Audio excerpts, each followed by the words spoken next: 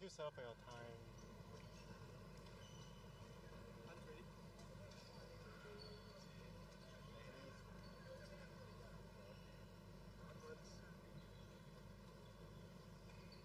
Hello from Asia One, I'm Hans and I'm actually here at Woodland Stadium. This is one of the rally sites for the GE2025. Well, we're actually going to be hearing from Prime Minister and PAP Secretary General Lawrence Wong. He will be taking the stage in about 1 hour from now. This will be the People's Action Party's first rally. So he will be joined by candidates of his Marsiling UT GRC PAP team, namely Senior Minister of State for Defence and Manpower Zaqy Mohamad, Alex Yam, as well as Henny So. There will also be two special guests, Health Minister Ong Ye Kung and Po Lee San. They will also be present.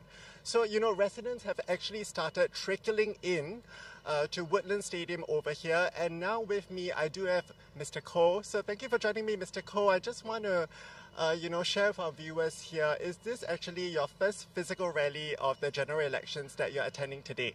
No, it's not my first. I've been attending all the rally except 2020, the pandemic where everything goes online. So basically, for you, Mr. Koh, what are some of the key moments or key issues that you hope Prime Minister Lawrence Wong will be able to address and speak to Singaporean voters like yourself? Basically, the cost of living and also the housing cost for the next generation. Why does that matter to you deeply?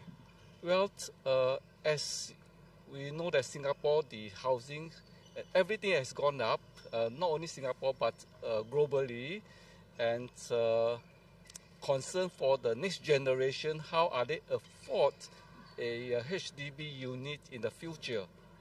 And yesterday at the PAP headquarters, there was a press conference. Prime Minister Lawrence Wong actually told the media that, this election is, today's challenges are actually more severe. He mentioned about the impact of the US tariffs. It'll be not only felt this year, but it may stretch on for some time. There could be some spillover effects as well on cost of living measures. Are there any other issues besides these two that you just mentioned to me that you would like to look out for? What about, here at the Woodland Stadium, it's actually a 4,300-seater stadium. It will be packed, with Singaporeans of all ages as well, perhaps even coming not just from the GRC, but from outside the GRC as well. How do you feel?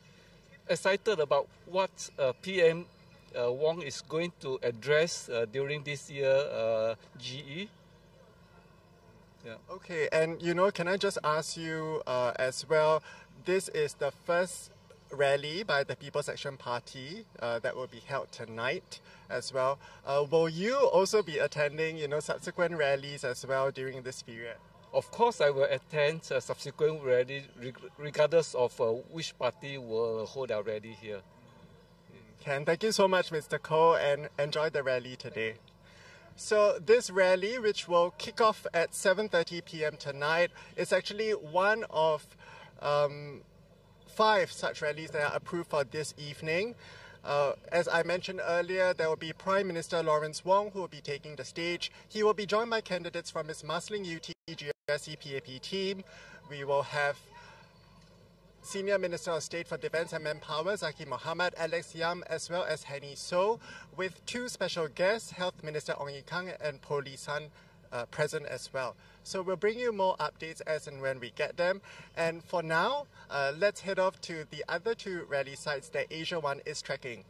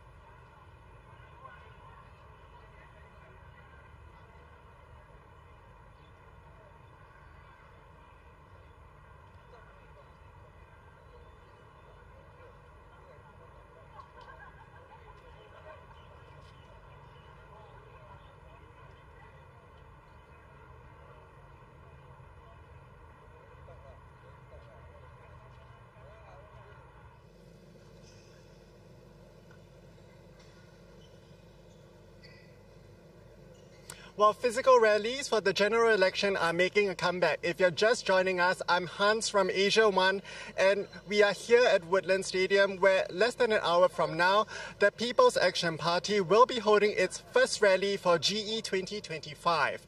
Prime Minister and PAP Secretary General Lawrence Wong will be taking the stage, and he will be joined by candidates of his Marsiling UT GRC PAP team, namely Senior Minister of State for Manpower and Defence Zaki Mohamad, Alex Yam, as well as Henny So. There will also be two special guests tonight, Health Minister Ong Ye Kung and Police San. Well, residents have begun to come in, and I've been observing that, there have been droves of residents coming in, volunteers here to manage crowd control, showing them, the entrances that they can enter Woodland Stadium. It's actually a 4,300-seater stadium, and with me now, I actually have Sharon. She came all the way. Did you come from work, or where do you come from? I come from school, after school. Yeah. Okay. Yeah. So, Sharon, is this actually your first physical rally of GE that you're attending? And tell me a bit more. Okay, it's my first rally, so I'm just here to experience the crowd and support PAP. Oh, okay. I mean, actually, Prime Minister Lawrence Wong will be talking, about certain key issues. Yesterday at the PAP headquarters, he had a press conference. He was telling everyone that, essentially, he's urging Singaporeans to equip themselves with the best team forward, to take Singapore forward in what he described as a much changed role. Any, key topics that you hope that PM Wong will address in the rally tonight? I still did not think of anything, but I'm quite happy with whatever topics they come up with. Yeah. And were you actually keeping watch of the nomination day yesterday, the proceedings as well? Yeah, I do, here and there. Yeah. So as a resident of this GRC, Marsiling UT, what issues hold dear to your heart maybe? How should I say? I'm very excited. I can't, my mind actually is blank now, so I really can't tell you much, but I just support PAP, that's all. Okay, so I guess it's more for the vibes as well, to see how it goes. And thank you so much, Sharon. I hope you enjoy the rally. Thank you so much. Yeah, bye, Sharon. So, here at Woodland Stadium, Prime Minister Lawrence Wong will take the stage shortly. The event is scheduled to start at 7:30 p.m. today. This rally at Woodland Stadium is actually one of 5 such rallies that's approved for the evening.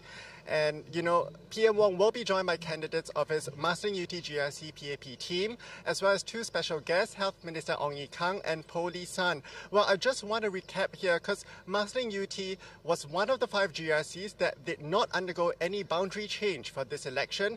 There are just over 119,350 electors here, and in the past general election, the PAP team retained the GRC with 63.18% of the vote. Now, with the event starting at 7:30 p.m., what we can see here is that crowds have slowly begun to stream in. I've spoken to several of them who are residents in the area as well. And, we're expecting the stadium to be fully packed and ready to hear what the People's Action Party's Secretary General, Lawrence Wong, who's also the Prime Minister of Singapore, will have to say at the national rally. Well, we are also streaming live from the Progress Singapore Party's rally for Mountbatten SMC and the Workers' Party rally for Sengkang. I'm Hans from Asia 1, and I'll be back with you again.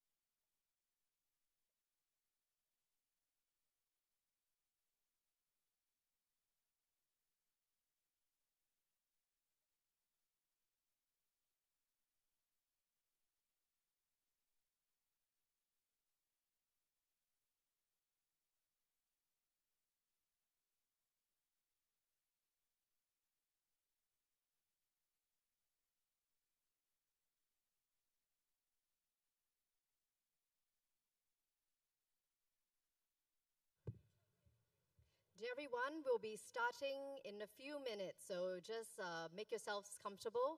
There's actually more space to the front, so if you're at the back, can I kindly ask you, if you are seated around the back, standing around, to move forward. There's a lot of space in front of here. We'll be starting in a few minutes.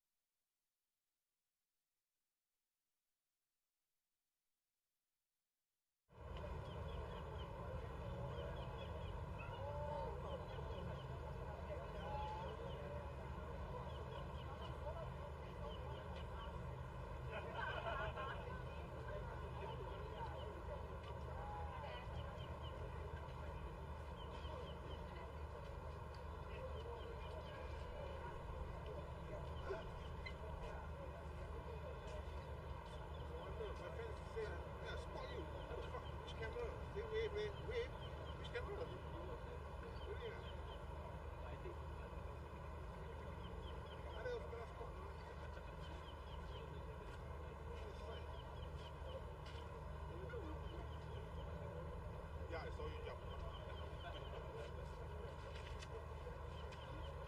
Win already. Cannot score already. Lucky not cheating.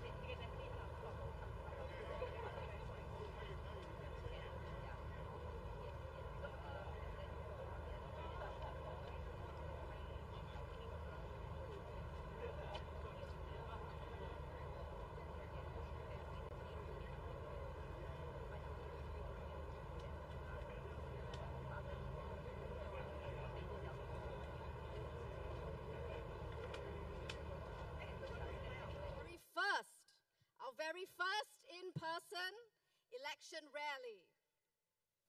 To each and every one of you here witnessing this tonight, welcome, welcome.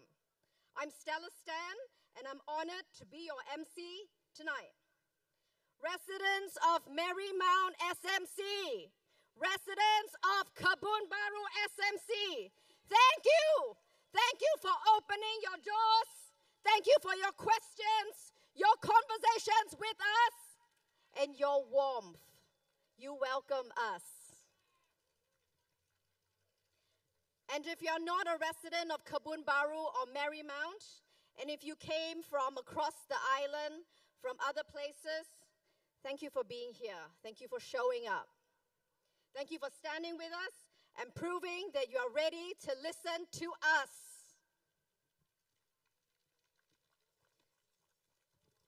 Thank you for bringing clappers. Thank you very much. It adds to the spirit.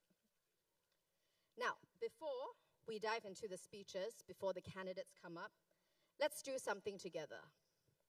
Take out your phones, all of you. If you have your phone with you, or many of you have your phones out already, you're already multitasking. Can I ask that you join us also on social media? You will find us at Progress Singapore Party on TikTok, Instagram, and Facebook. And we are Progress Singapore Party Official on YouTube.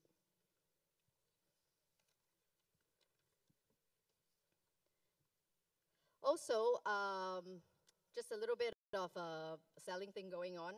Our baby Orticus, our mascot, are available for sale at the merchandise booth close to the entrance at the back. It's very cute. The latest trend nowadays is to hang a tiny baby plushie on your bag, especially for girls. It's very cute. I got one myself. It's very cute. But anyway, Singapore, are you ready to hear from them? Are you ready to hear it from the people who are stepping up to lead our party with heart, with courage, and vision for the future? I can't hear you. Give it back to me. All right, let's get started. Put our hands together to welcome all the candidates on stage.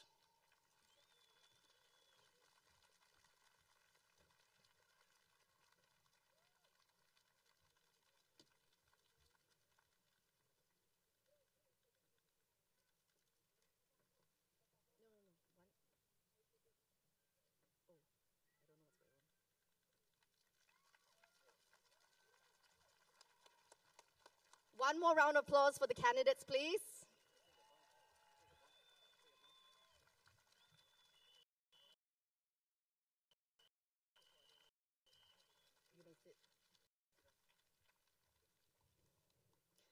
So we have limited time tonight, but we promise that your time here, residents, will be well spent. And I'm going to kick things off now. The first speaker is someone who knows what it means to build from scratch, across borders and across industries. He's invested with decades of experience overseas, also started a camera manufacturing company in Shenzhen, China. From 2000 to 2023, he served as the Secretary General of the Singapore Manufacturing Federation. Definitely somebody who knows about keeping industries strong and competitive for economy. Let's give a warm welcome to Lawrence Peck. Thank you, Stella. Good evening. Good evening, everybody. Good evening. Good evening. Thanks for coming out tonight. My name is Lawrence, and thanks for coming out again. All right. So let me just kick off by introducing a little bit about myself. I'm Lawrence, and I've been working overseas for most of my life. And I was previously with Sony Electronics, and they posted me to faraway places like Dubai, Shanghai, Hong Kong, and even India. And throughout these places, I've held all sorts of positions in sales, in marketing, in product marketing, and then later in management, in leadership. So across that time, I was able to learn much about communication, the importance of it, and what it takes to communicate with various stakeholders. You may have the best intentions, but sometimes if you do not communicate properly, things just fall apart. Another thing that you might want to know a little bit about me, is that, which maybe my family members find a bit difficult, is that I'm extremely comfortable in chaotic situation. I've always been put into very difficult situations in order to resolve them and try to communicate with the various stakeholders. I'm able to explain very complex policies, programs, difficult situations in very simple terms sometimes. Sometimes I find that maybe even within our government, sometimes I listen to parliament, and simple things can actually become quite complicated. So many people have asked me, so if you're doing so well in an MNC life, why did you leave? I think that after a while, by the time I hit about 38, 39, I discovered that it is going to be very difficult for me to be able to proceed further in my career. And at that point in time, I was based out of Hong Kong, and therefore I was extremely close to the very industrialized city of Shenzhen. I found that place to be brimming with creativity. There wasn't a lot of government policy. The provincial government of Shenzhen takes a very hands-off approach, especially when it comes to creativity, and it doesn't stifle with bureaucracy. However, China is a place with a minimum wage, and it took me a while for me to understand, because I started a manufacturing facilities there to make very high-end, high-tech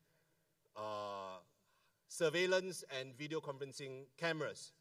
So it took a while for my managers into me, and I had various conversations with the local government regarding why do you have a minimum wage? Isn't that making things difficult for investors like myself? However, the Chinese government was able to explain two things to me, and they said it to me in no uncertain terms, and I appreciate it up till today. That, number one, with the existence of a minimum wage, the local workforce would be protected from very demanding, very difficult, and often, extremely often, unscrupulous employers. Their lives are not easy.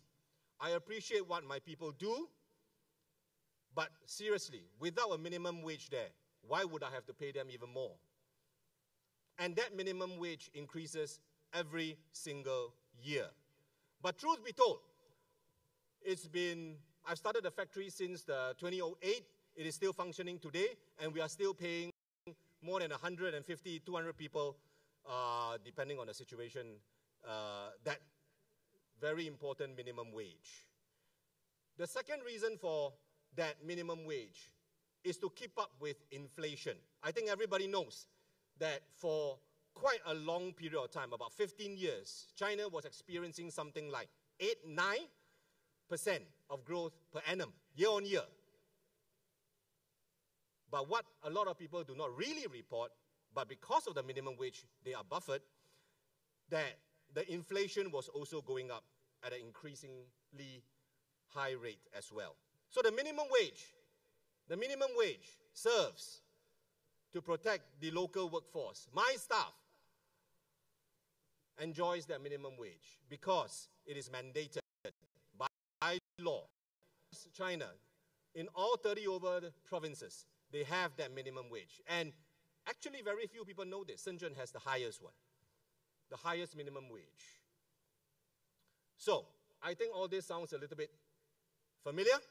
I think that the cost of living in Singapore over the last, well, I look at the statistics, I think especially since 2018, just prior to COVID, the Singapore government has been growing at an alarming rate. And sometimes I feel that that growth policy, although I support that growth policy, has not allowed social policies to keep up as well. Singapore, we do not have that minimum wage. And I think that it is time that we hold our Prime Minister, Lawrence Wong, and he said on May 14, one day before he took over as Prime Minister, that he will look at all policies with his 4G leaders. And if necessary,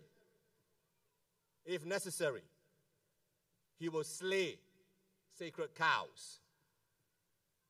You ask yourself, if Singapore doesn't have a minimum wage, so what do we have? We have what we call a PWM. We have a progressive wage model. Now that was enacted about 13 years ago by now. 13 years? All right. As the head of the Manufacturing Federation, I speak about it quite often.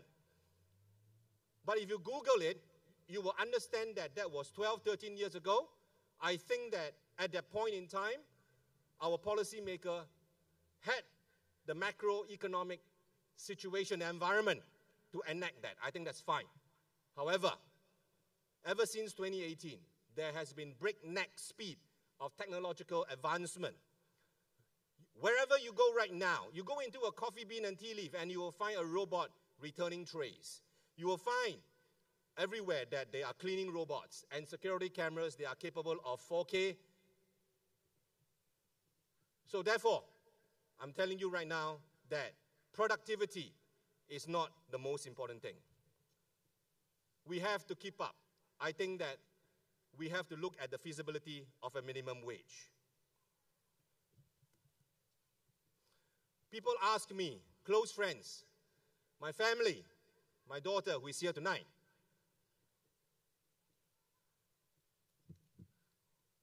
why do this? Why run? I find that Singapore is at a critical juncture. I find that we could be possibly veering off course. The Singapore government will always tell you that they will adjust themselves, that they will check themselves, they will, I don't like to say it, but they say it, it's known as own self, check own self. I think that in any large organization, any management guru, they will tell you, that's not possible. Because there is no consequence of not doing it. What is the consequence of not changing? As long as they are dominant, as long as there is a dominant number of seats in parliament, it is extremely difficult for a large organization like our government. And we have a large government, all right? Okay? Our civil service is excellent, but great doesn't mean immune. I've been in those meetings, I've sat in those meetings, and it is the very personification of an echo chamber. In closing, what I stand for job creation and sustainable growth, not one-stop growth. I feel that in Singapore, the unheard voice of the people is give me a job, not vouchers. Not just vouchers. Give me your vote tonight and elect me into parliament, and I will speak to the ministries on your behalf. I speak their language. Vote for the PSP. Vote for Tan Cheng Bock. And here in Marymount SMC, let's vote for Jeffrey Khoo. Thank you very much.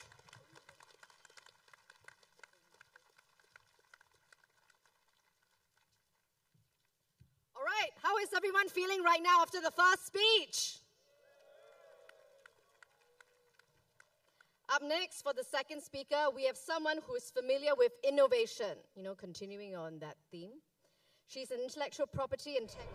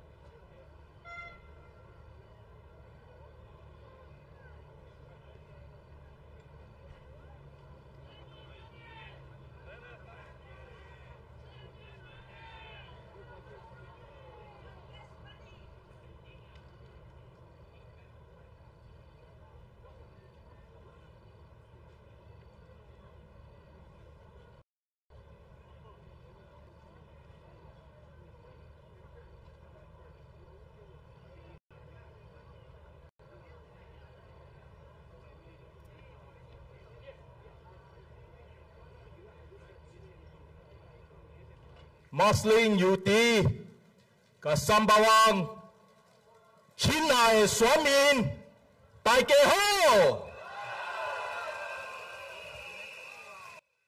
我真正感谢大家安尼多年来接受咱，当咱是家己人。我真正感谢大家，用咱这个机会，拿了这道Muslim UT 甲300万的选区，为咱厝边朋友、兄弟姊妹做淡薄功课，为大家服务，感谢你！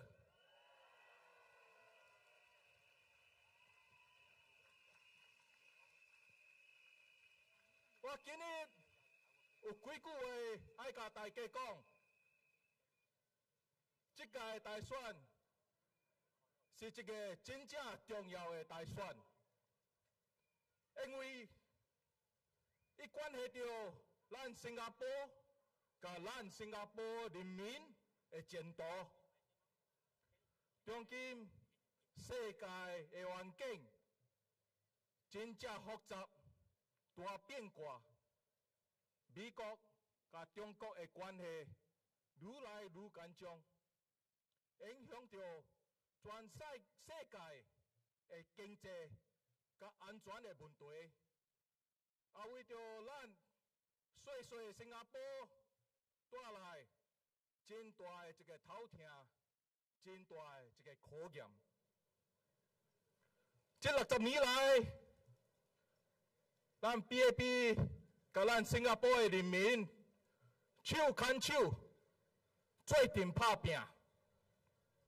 这60年来 ，PAP 将咱的新加坡变作一个全世界乌路无漏开的新加坡。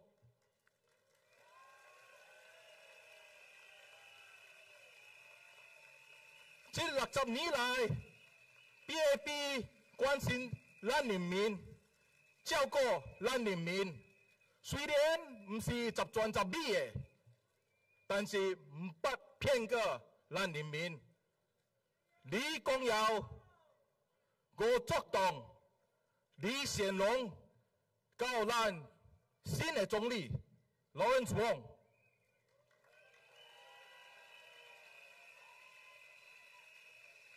绝对袂将咱新加坡甲咱新加坡人的前途举来跋筊，因为咱的 PAP 是一个好的政府，咱的 PAP 是一个爱人民的政府。政府听到你的声音，知影这阵外口。逐项物件都要起价，柴米油盐、杂费、就业甲徛厝的问题的艰苦，咱都会知影。PAP 会甲你做阵面对，解决这侪问题，唔惊风雨这么大，坎坷小路偌歹行 ，PAP 会甲你。做阵行，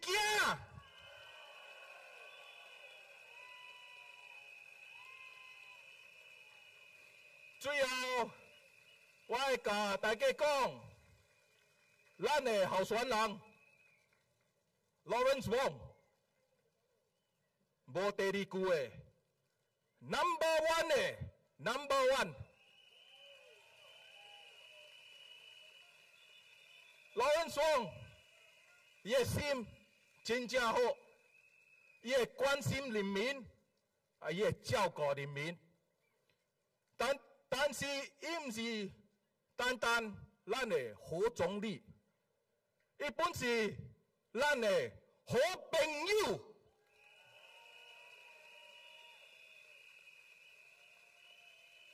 所以我希望你向Lawrence Wong一个高力的选票，向伊中选。向 PAP 中选，你讲好无？罗文聪，发啦 ！PAP 发啦！新加坡发啦！感谢你，真正感谢你。A round of applause for Mr. Ong Teng Koon. Louder, everyone! Louder for the PAP! I give a brief history of myself first. I'm Nala here, a chartered accountant, and I've been working in the stockbroking industry for 30 years. Not, this thing is 3 decades actually. So, the thing is that the reason why I joined Progress Singapore Party, if not for one and only man, Dr. Tan Cheng Bock. He's a good person with a caring heart. He has been a member of parliament for 26 years. And even when we are walking the grounds now, people still remember him. That is the mark of a man.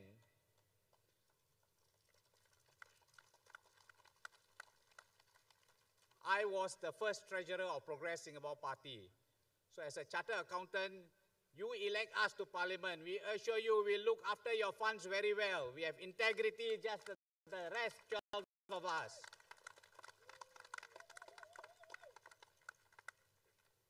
Dr. Chan feels that Singapore has lost its way. Still belong to the generation where I respect our founding fathers, Lee Kuan Yew, Dr. Goh Keng Swee, Rajaratnam, Toh Chin Chai, and many others. They have the heart for the people. They understand your issues.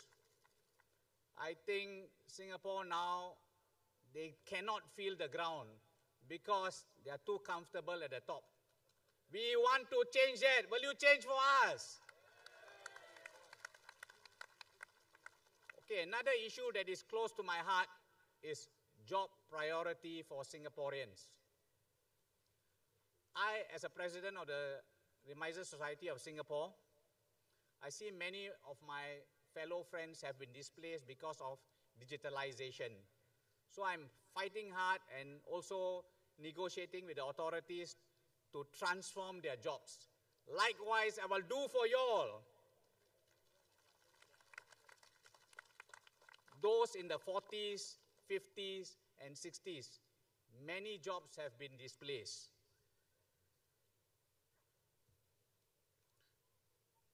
To be fair to the government, they have upskilling programs.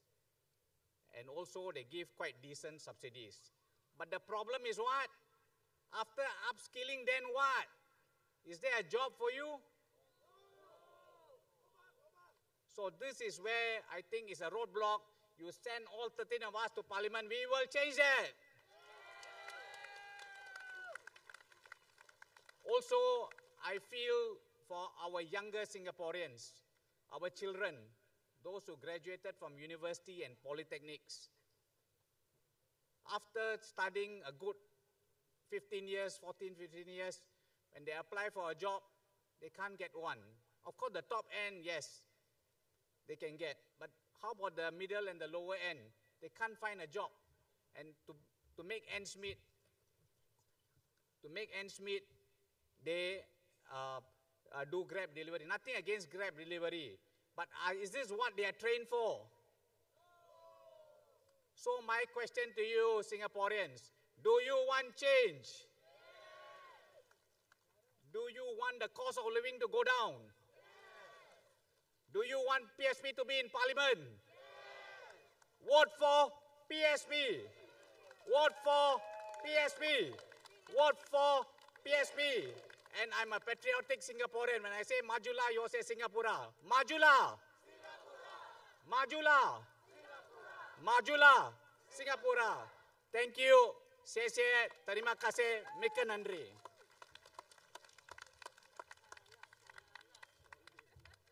Well, that was something, Nala. Hey, I have to move on because I have to keep discipline with the time. With over 30 years in safety and training, he's helped protect lives in high-risk workplaces, including refineries and plants. Let's give it up. My colleague is here, Abbas bin Kasmani.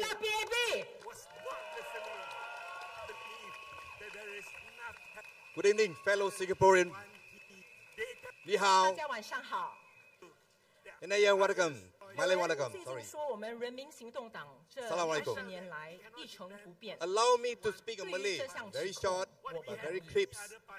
这60年来，我们人民行动党 Negara 与国 kita 人一同经历了 telah 许多 berkembang 的风风雨雨， dengan 每一 baik 次所面临的困 sejak 境 merdeka. 与挑战都大大不同。 Akan tetapi 就像我阿 pekerjaan 嬷所 senior 经历的河水山大 kami telah menyaksikan They want it all.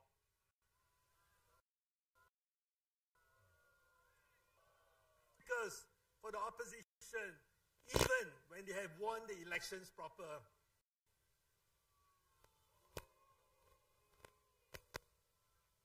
so if the PAP fails, there is no other things that Singapore. This is not the Singapore that I want for my children and my children's children. But I'm very thankful for the breakthrough in 2011, for all the many brave voters who dare to vote and support us and threw in Alginate. And I was also elected as NCMP.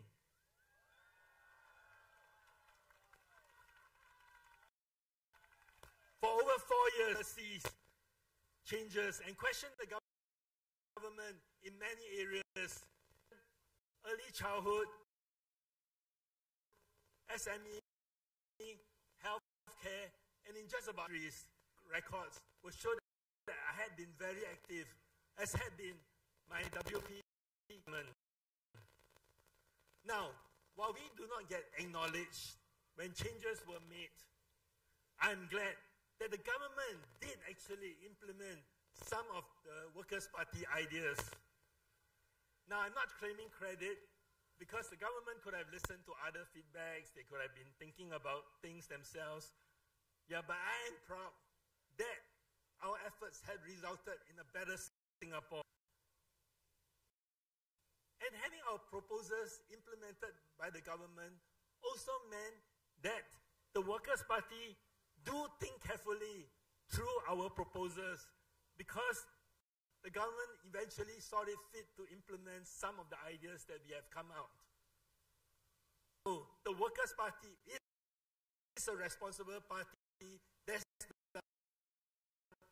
does not make suggestions wildly.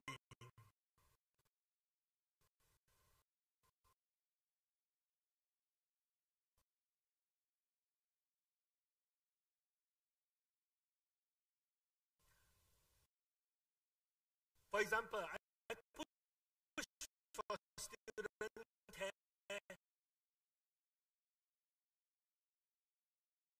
to be in every primary schools. I was rejected by MOE, but 2 years later, they announced that schools. I've also pushed for major changes in our early childhood sector, because there was a time that the government was not paying much attention to it, and we were ranked very poorly in international studies on the quality of our the government started to implement very major changes to this sector, putting more resources, and things are happening today. Now, there are many more examples that I could cite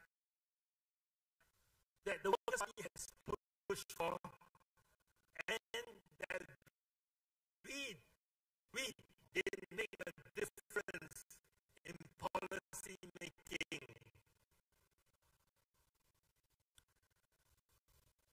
But there are also many areas for can not yet come to pass. And I will continue to ask for this when I'm in Parliament. I, for example,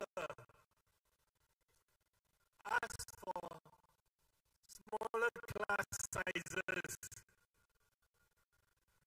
as did more WP parliamentarians after me. While the MOE has not done that yet. It was interesting to note that former Deputy Prime Minister Heng Swee Keat has this recent video about their community tuition project in Bedok to the usefulness of small class, small group size for learning.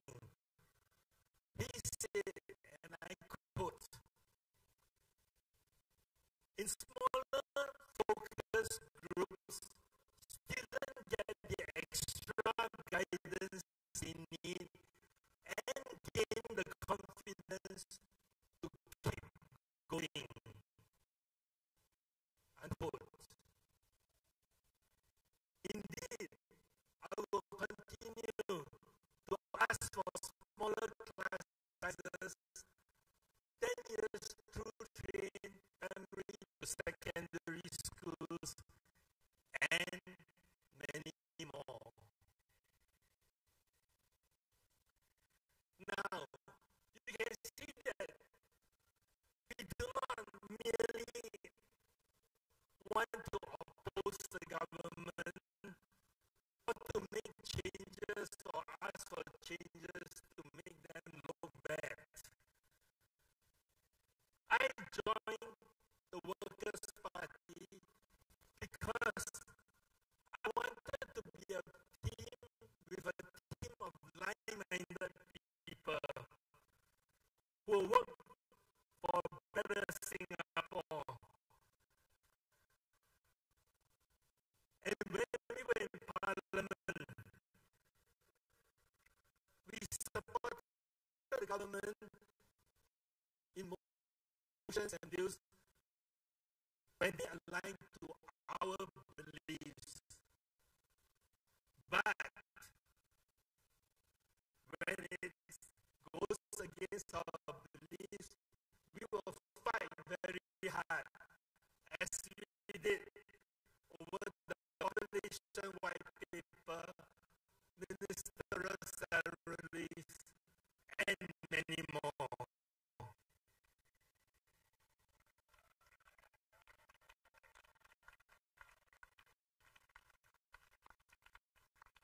I joined the Workers' Party because I wanted to be with people who are respectable, rational,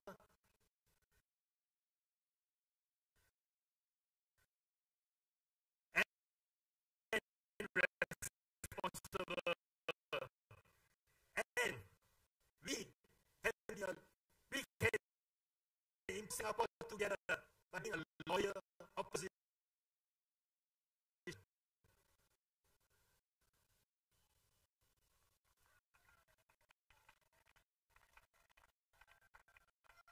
The Workers' Party is fair shares of up and downs. And I'm proud to say that I'm part of this team again.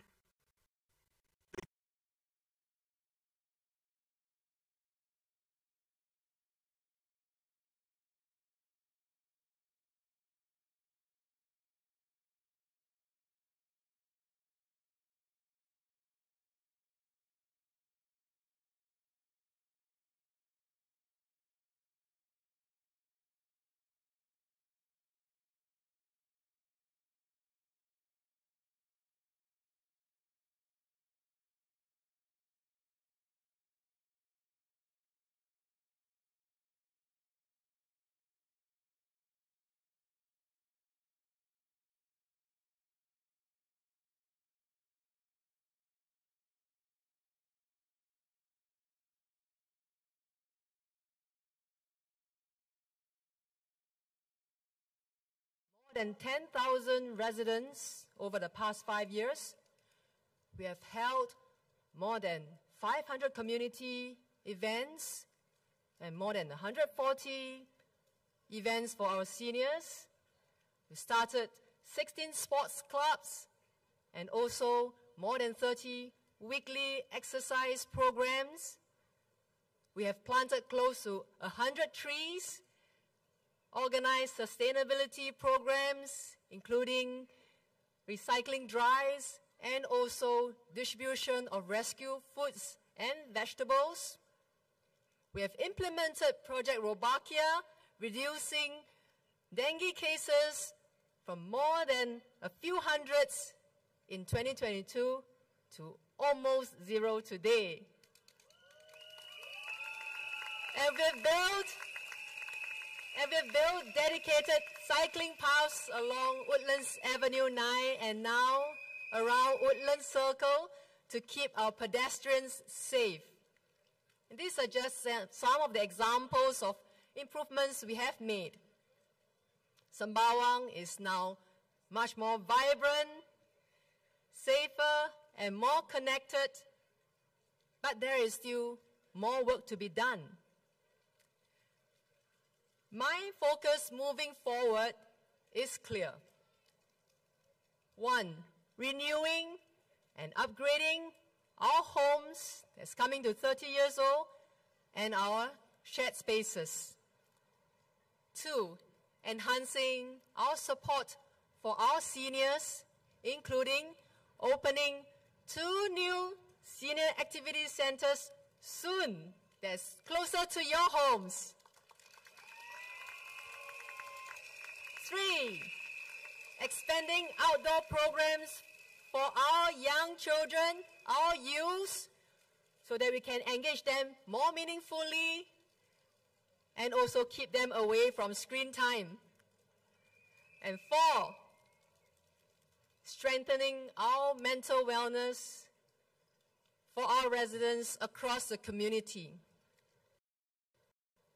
And of course, we continue to make a caring and healthy community and a safe and also green neighborhood for everyone.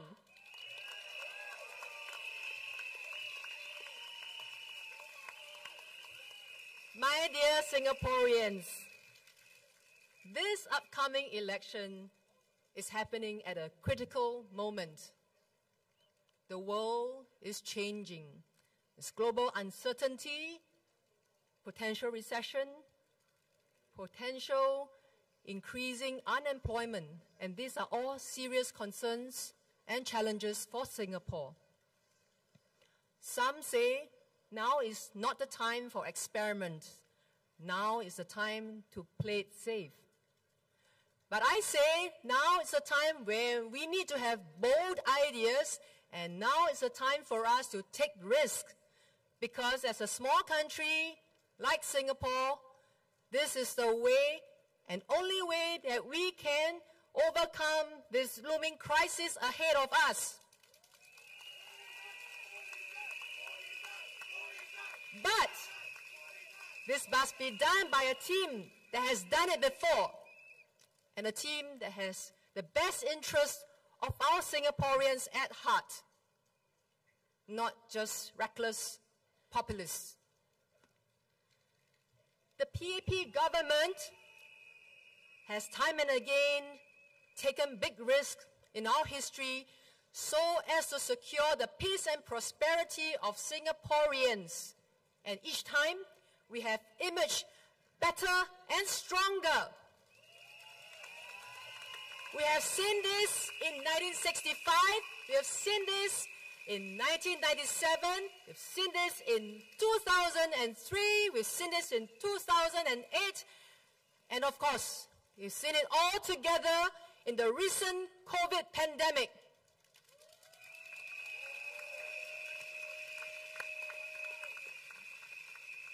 My opponent and his party may offer bold promises, such as reducing GST to 5%, introducing minimum wage, and calling for reducing foreign PMETs sharply. But they don't explain how these proposals can be funded. Who would pay for this? And more importantly, what would be the long-term impact on our economy and our jobs? Let's be honest, money don't fall from the sky. Reducing GST without an alternative source of revenue would just mean we have to raise taxes from elsewhere. Today, 50% of Singaporeans do not pay income tax. So if we have to reduce GST to 5%, that means our residents would have to pay more income taxes. Is this what you want?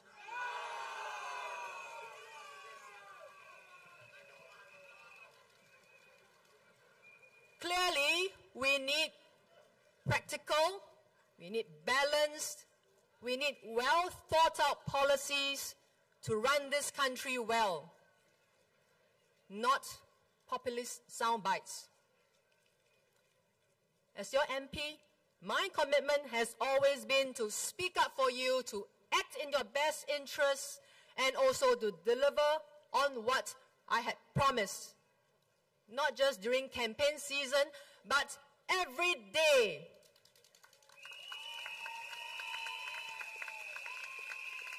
And I'm proud to have the support and infrastructure of our People Actions Party, which gives me the ability to turn plans into real action on ground for Sembawang West.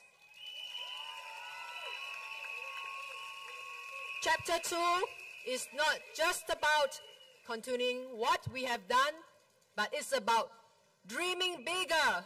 It's about reaching higher and making lives better for every resident.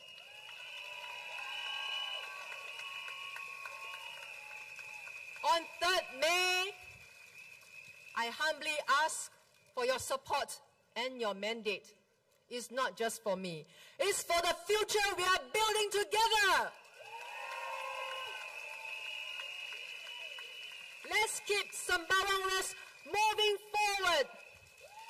Let's continue on this journey together as a community, as a family. And let's continue to build Sembawang West like the Singapore that we are building together.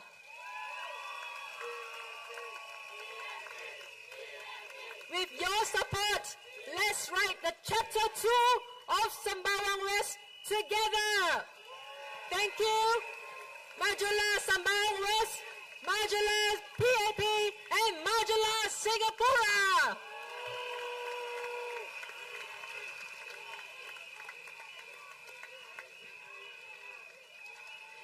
Thank you, Ms. Paul. Thank you, Ms. Paul. Residents of UT, are you ready? Let's welcome our second candidate from Marsiling UT, the ever-filing advocate, Mr. Alex Yam.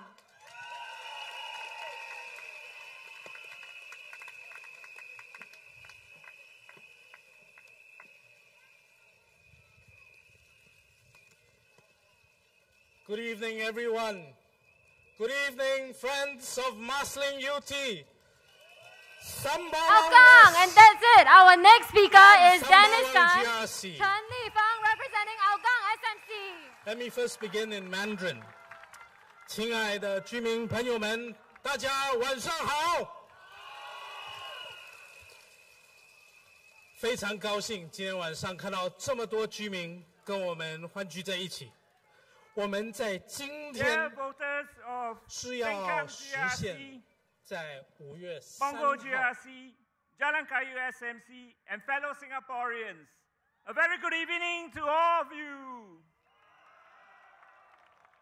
大家晚上好，感谢大家抽空来我们今晚的群众大会，谢谢。Are there any Hougang residents around? 请问这里有没有后港居民？这个有Hougang人不？感謝大家 fellow Singaporeans. Prime Minister Lawrence Wong said on 17 April that the world is currently going through profound changes with the imposition of tariff by President Trump, kicking off a full-blown trade war with China, and how Singapore navigates through these turbulent times will determine our future and our children's future.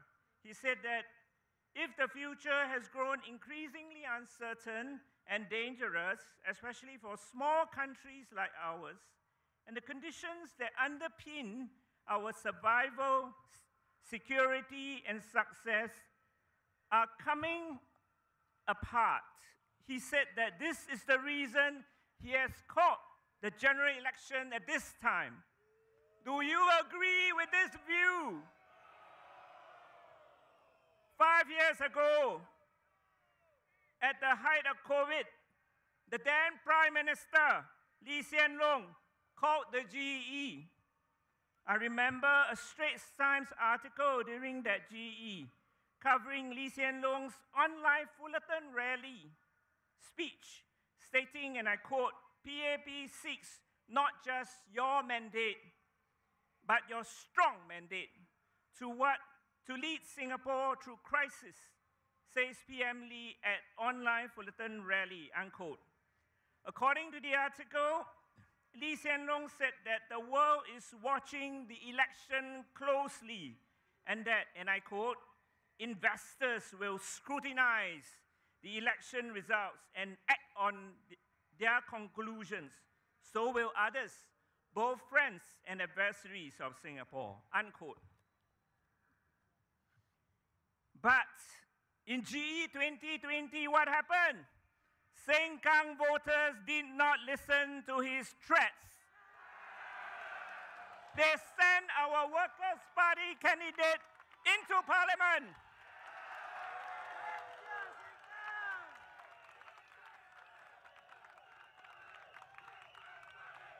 Did investors react negatively to your vote, Sengkang voters? Did they pull out investment from Singapore? This is typical PAP flight to safety, politics of fear tactics, which we must reject.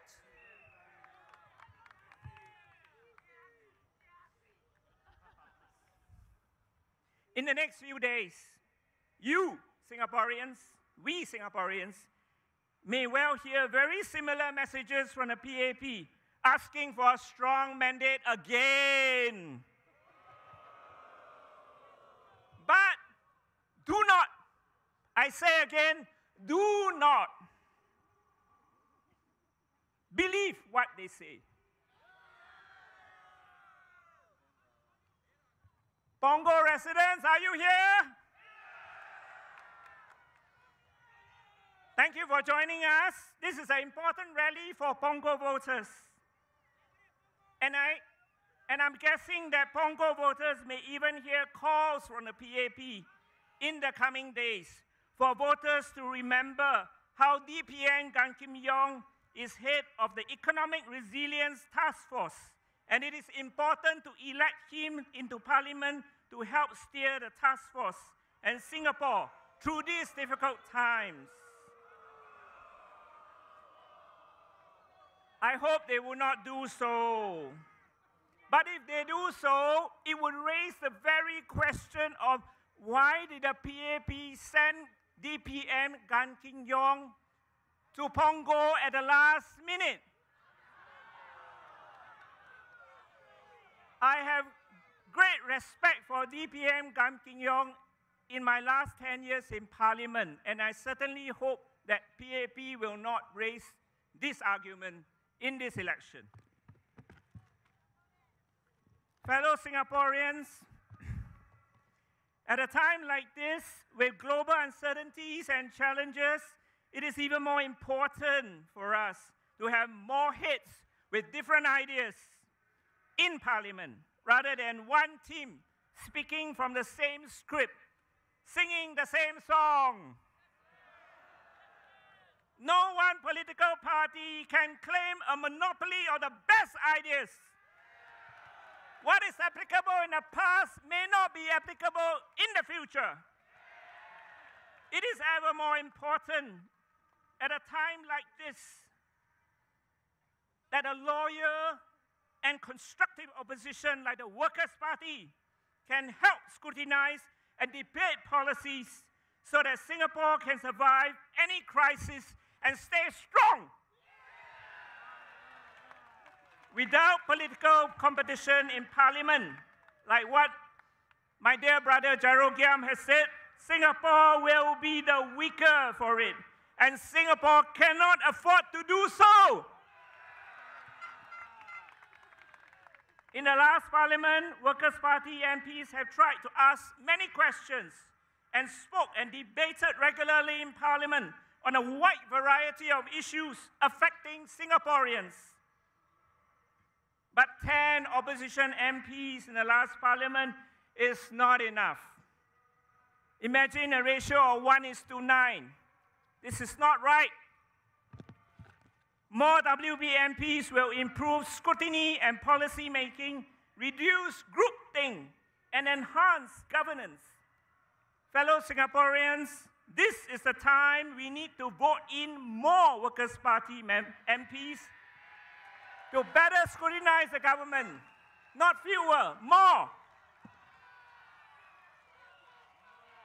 Dear Sengkang residents, your MPs in the last term of Parliament, Herting Roo, James Lim, and Louis Chua, have worked their socks off for you. They spoke up a lot in Parliament. They have transitioned their town council to direct management well, despite the cards they were dealt with. The Sengkang Town Council, under the Workers' Party, has remained focused on serving residents and being financially prudent. Sengkang Town is well maintained.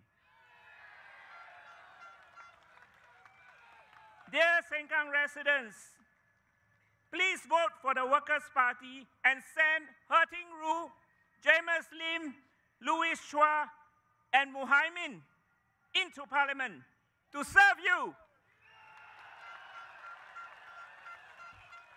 Dear residents of Punggol GRC and Jalan Kayu SMC, the Workers' Party has given you a strong slate of well-qualified, talented, and passionate Singaporeans who wish to represent you in Parliament. Harpreet Singh, Alexis Deng, Alia Mata, and Jackson Au for Punggol GRC. And last but not least, the irrepressible Andre Loh for Jalan Kayu. I am so very excited just thinking about what they can do for you and for Singapore. I wish they were with me in the last term of Parliament. Please vote for them and send them into Parliament to speak up for you. Fellow Singaporeans, please remember, we need more Workers' Party MPs, not fewer. We need more balance in Parliament. Vote for the Workers' Party and keep us working for Singapore, for all of you.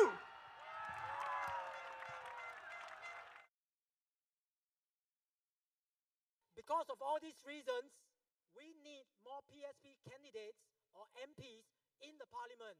Please vote for Mary Mao.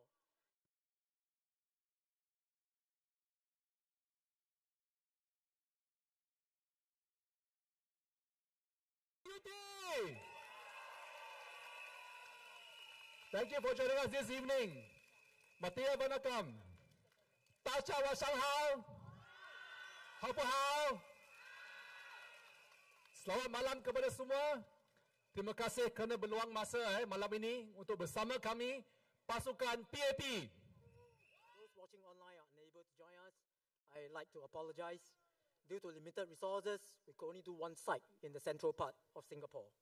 Catholic High was selected as it offers a higher capacity.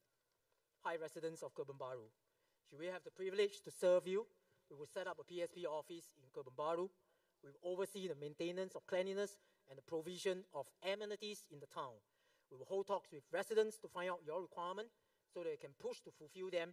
Maybe sheltered walkway to the bus stop, roof leakage, ponding issue, need for more lightings at night. We will also review the S&CC monthly fees, which could be spent on cleaning, maintenance, landscaping. We would ensure your money is spent optimally. Proposal for follow. I will start an educational for every student in our constituency. It is about helping each and every one of our young ones write their own story. It is to mentor and nurture each young Singaporean to find out what is his or her affinity and ability so that we can collectively provide the opportunity. PSP would help our sandwich generation, juggling the demands of their elderly as well as their young children. We will start a PSP care team to support this family to ease their burden. PSP wants to help our singles, whether single family or those living singly or seniors home alone. We would identify these groups and routinely do visits to ensure their well-being. PSP will help every elderly, especially those who may suddenly have mobility issues. Sudden mobility issues can leave seniors feeling helpless.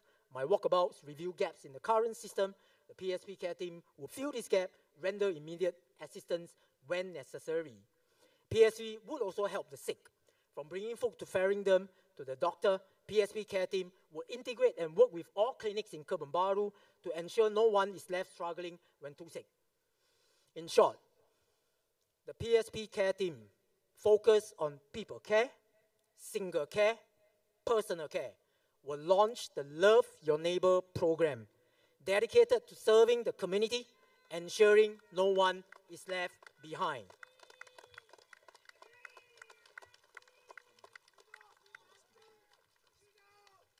In all these programs, I will be directly involved, both hands and legs. I intend to be a full-time MP.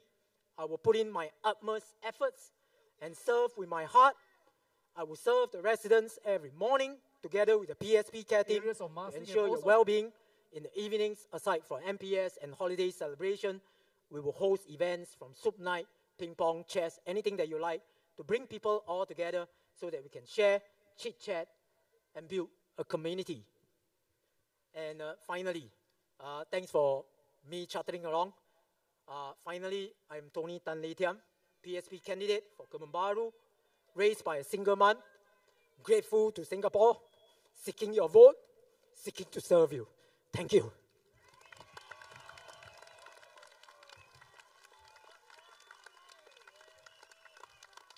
Always common ground between different perspectives if we are willing to listen with compassion and understanding. Diversity of thought is not a threat, it's a strength. It's through diversity that we broaden our vision, challenge assumptions, and come up with better, more inclusive solutions for the future that we all share. In my last 2 days of campaigning and walking the grounds in Punggol, I was very happy to have heard or met other Singaporeans who have shared a similar background growing up. I was glad to know that my story was not unique and that I was able to resonate with them. Many of you who've watched my profile video may know that when I first returned to Singapore, I was rejected by many primary schools. Only one school, Chao Nam Primary, took a chance on me. And the principal, I still remember her name, Miss Kaur, if you are watching this. She didn't just offer me a place, she placed me in the best class with the best teachers and resources. And I would not be where I am today if she did not look beyond my background as a returning Singaporean child. This is why education is so close to my heart, and I was especially heartened during my walkabout in Punggol last night when I met a student who is currently studying early childhood education, who shared the same passion for making a difference through teaching. It was a powerful reminder that the values we all carry, compassion, inclusion, and belief in every child, are shared by many. Just this morning, while we were meeting residents at Punggol Interchange, a father shared his daily struggle with us. It takes him nearly an hour just to get out of his car park in the morning while sending his daughter to school, and his daughter has to wake up extra early just to get to school. This is exactly why the Workers' Party is proposing a later school start time to better align with our children's natural sleep cycle. This change not only supports students' well-being, but also helps to ease peak hour traffic congestion for families like this. Beyond that, we are also calling for smaller class sizes to support a more focused learning and government-funded tuition programs to close the learning gap for students from lower-income families. Because no child should be left behind just because their family's financial situation couldn't afford it.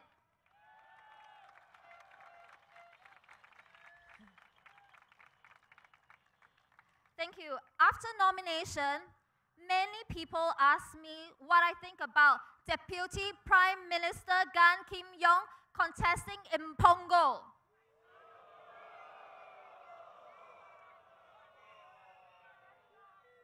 The truth is, we expected the unexpected.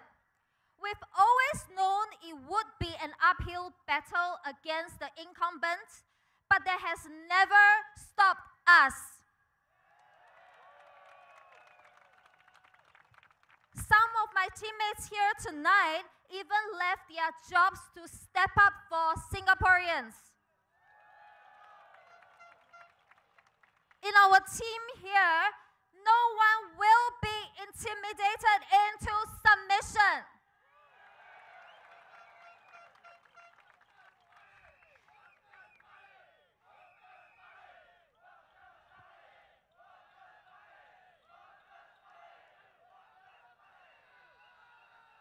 Thank you.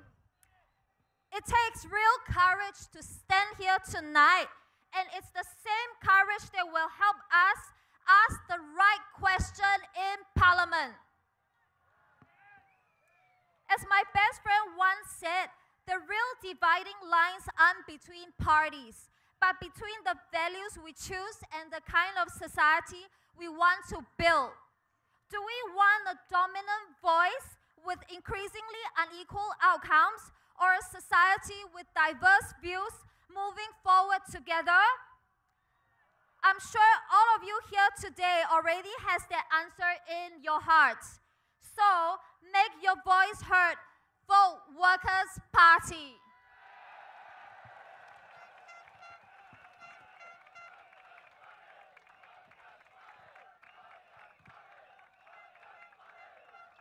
好，谢谢大家。我用英文讲了这么久，是时候用中文跟大家做一下自我介绍了。大家好，我是滕佩媛，是工人党2025大选榜额集选区的候选人。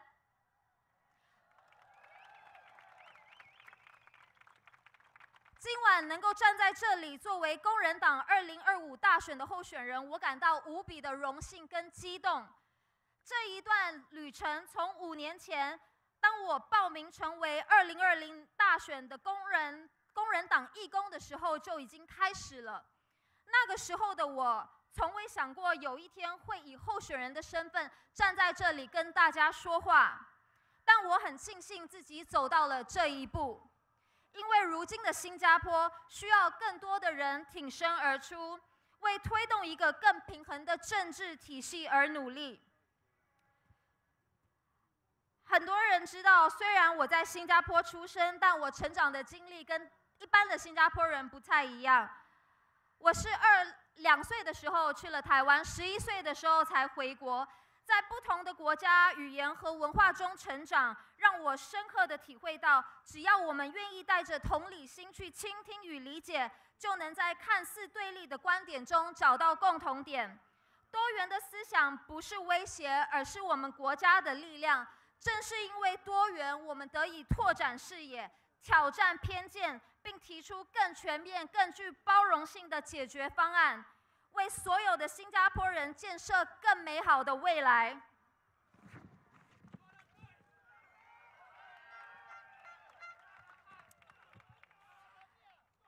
提名日过后，有很多人问我对严金勇副总理参选榜额的看法。其实我们早就已经做好了心理准备，也从来没有轻敌过。我们知道这是一场艰难的仗，对手拥有庞大的资源跟系统优势，但这从未动摇过我们的决心。我们的一些队友甚至辞去工作，只为挺身而出，为新加坡人发声。在我们的团队里，没有人会被轻易吓倒。站在这里本身就需要勇气，而正是这份勇气，让我们能在国会里为人民问出该问的问题，守住应守的底线。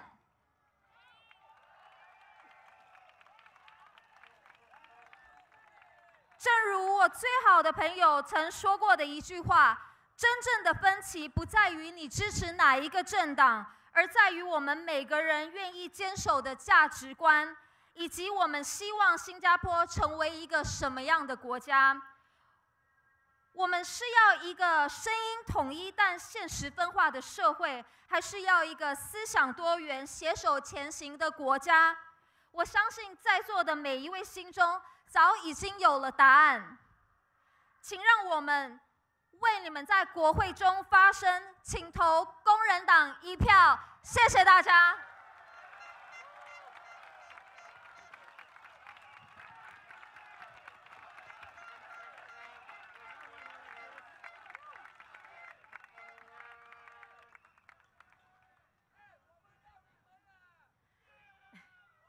谢谢佩元. Thank you, Alexis. Now, before we move on to our next speaker, I need to make an announcement about public safety. Those of you who are standing on the pavements by the roadside, could you please take a step in towards the rally site so that we ensure that traffic can still flow through the roads? And those in the main site here, can I urge all of you to take a step to your left so that we make some space for everyone? Is that okay? To the left. Yes, can I see it, please? Thank you. Oh, sorry, to my left, to your right. Thank you. Step to the right. Thank you very much. Thank you. All right.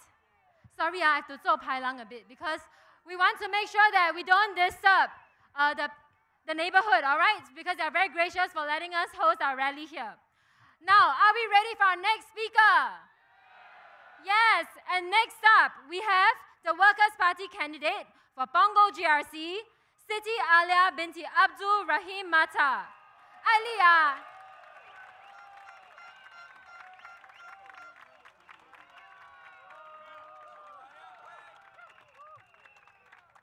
Salam sejahtera semua. Nama saya Alia Matar dari Parti Pekerja. Izinkan saya bermula di dalam bahasa Inggeris dahulu, kemudian saya akan sambung dalam bahasa Melayu. Good evening, everyone. My name is Alia Matar. I am from the Workers' Party. Let me share with you tonight a few thoughts about making ourselves heard as persons, as citizens, as people who care about Singapore.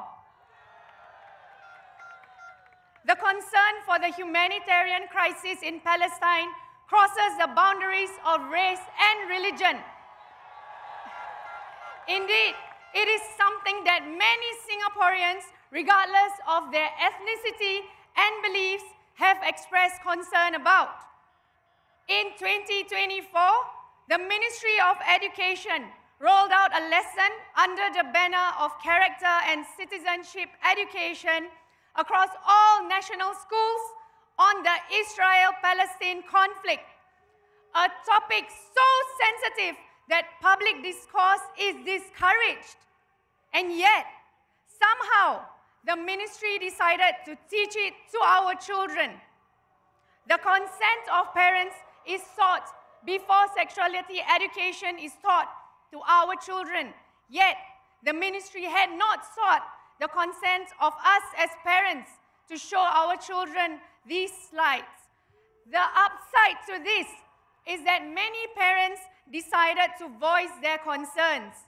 Some wrote on social media, others wrote in to the respective members of parliament, asking for clarifications on why this lesson was rolled out without the consent of parents. Eventually, the Minister of Education responded, stating that the materials were to be updated to address the feedback and ongoing developments. I quote this example to show how much it means to the average Singaporean to have their voices heard. After all, the elected officials are elected in order to be the voice of Singaporeans. To have our voices heard is important to us as Singaporeans, ranging from local issues such as lift upgrading in the neighborhood to more major issues that affect Singaporeans as global citizens. We meet our MPs to discuss bread and butter issues, yes, but we would also like to meet our MPs to discuss the effects of certain laws or the government's positions on certain global issues. These are our elected officials representing us, making our voices heard. This is where I hope that myself and my colleagues from the Workers' Party can help.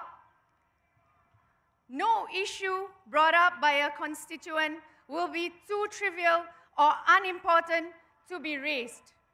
We want healthy discourse to take place. My personal vision for Singapore is one where the voices of all Singaporeans are heard, our concerns are noted, and proposals put forth that will improve the life of every Singaporean and the generations to come. Tuan-tuan dan puan-puan, nama saya Alia Matar. Kebimbangan terhadap krisis kemanusiaan di Palestin merentasi sempadan kaum dan agama. Sememangnya, ia adalah sesuatu yang ramai rakyat Singapura tanpa mengira etnik dan kepercayaan mereka telah menyatakan kebimbangan mereka. Saya pasti tuan-tuan dan puan-puan masih ingat tahun lepas Kementerian Pendidikan melancarkan pelajaran di bawah pendidikan watak dan kewarganegaraan di semua sekolah kebangsaan mengenai konflik Israel-Palestin. Suatu topik yang amat sensitif sehingga ia tidak dibenarkan dibincangkan dalam kawasan awam. Akan tetapi, Kementerian Pendidikan telah memutuskan bahawa ia akan diajar kepada anak-anak kita di sekolah. Satu kelebihan yang lahir dari situ ialah ramai ibu bapa memutuskan untuk mengungkapkan ketidakselesaan mereka. Ada yang menulis di media sosial, yang lain menulis kepada ahli parlimen masing-masing meminta penjelasan mengapa pelajaran ini dilancarkan tanpa persetujuan ibu bapa. Akhirnya, Menteri Pendidikan bertindak balas, menyatakan bahawa bahan-bahan itu akan dikemas kini untuk menangani maklum balas dan perkembangan yang berterusan. Saya memetik contoh ini untuk menunjukkan betapa bermaknanya kepada rakyat Singapura apabila isu-isu dan kebimbangan mereka diketengahkan oleh anggota parlimen masing-masing. Ini penting bagi kita sebagai rakyat Singapura. Apabila isu yang mungkin dianggap kecil diketengahkan, umpamanya bilakah lift akan dibina atau dinaik taraf di kawasan kejiranan tertentu, kepada isu yang lebih besar seperti posisi Singapura di dalam konflik yang global. Ya, rakyat Singapura akan bertemu anggota parlimen masing-masing untuk membincangkan isu-isu harian. Tetapi kami juga ingin bertemu anggota parlimen kami untuk membincangkan kesan undang-undang atau kedudukan kerajaan mengenai isu-isu global tertentu. Di sinilah di mana saya berharap saya dan rakan-rakan saya dari Parti Pekerja boleh membantu. Tiada isu yang dibangkitkan oleh konstituen yang terlalu kecil atau tidak penting untuk dibangkitkan supaya perbincangan yang sihat boleh berlaku. Visi peribadi saya untuk Singapura adalah di mana suara rakyat Singapura didengari, kebimbangan kami diperhatikan dan cadangan dikemukakan yang akan meningkatkan kehidupan setiap rakyat Singapura dan generasi yang akan datang. Undilah Parti Pekerja bekerja untuk Singapura.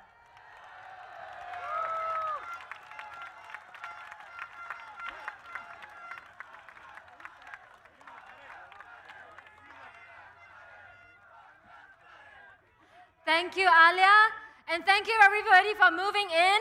I have no more public safety announcements for now. Next up, I would like to introduce also our WP candidate for Punggol GRC.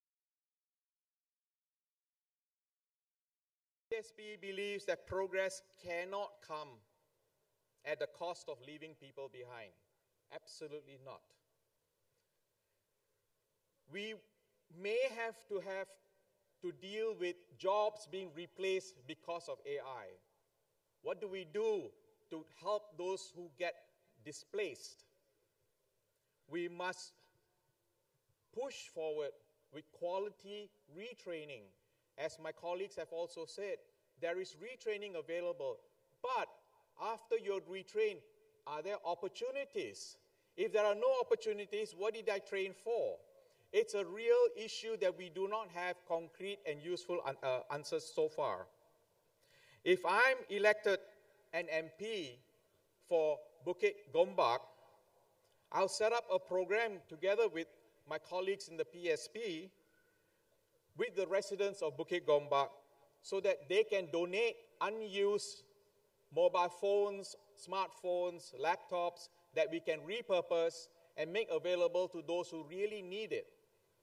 I saw this in 2020 when COVID was happening.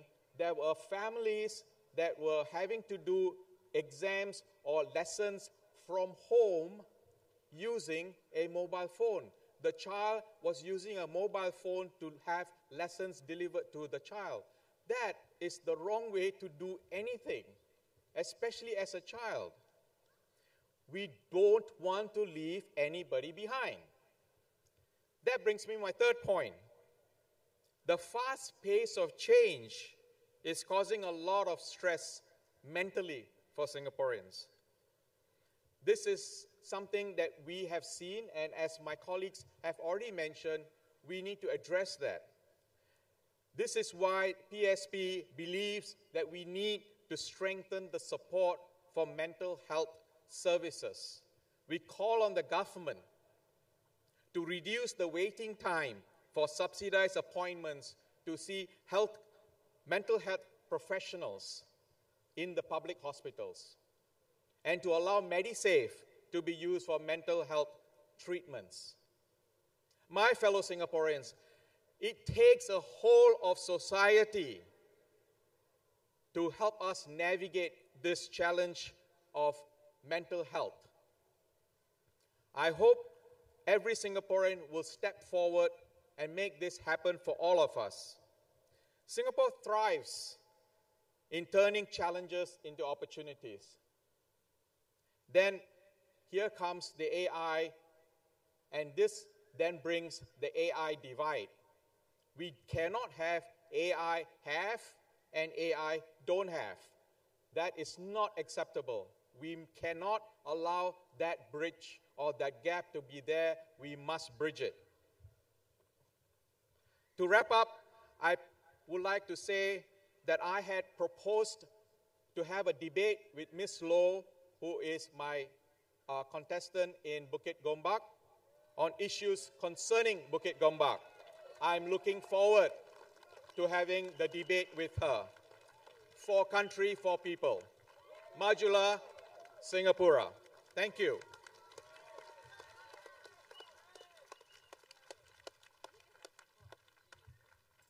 All right. Ladies and gentlemen, how are all of you feeling now? Do you want to hear more? Let me introduce to you the next speaker. He's the head of business development at a global company, but outside of his regional work, he's known to us as the president and founder of the Makan Association with 8 Silat clubs training students across Singapore. You're such a big fan, huh? Put your hands together for Suma Leki Amja.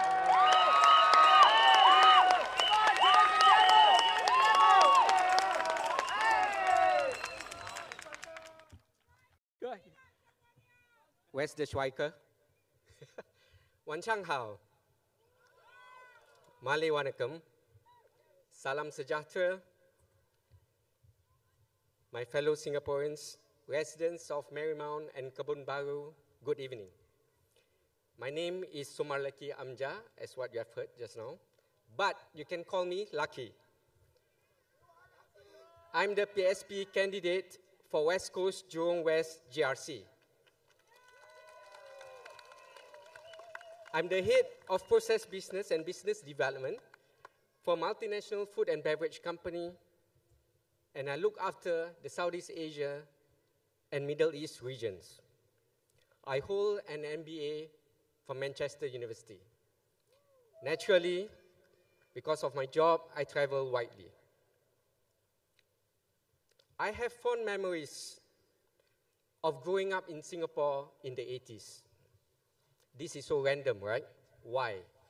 Because 五级肯贝拉都在附近嘛。后来我想通了，徐博士他不想把这个单选区的居民啊，他不想让你们继续分享381集选区的设施，因为在政治上这是对他扣分、对他不利的。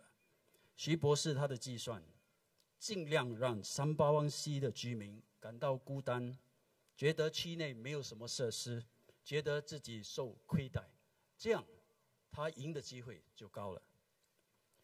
我向381C的居民向你们保证，你们仍旧属于381的大家庭。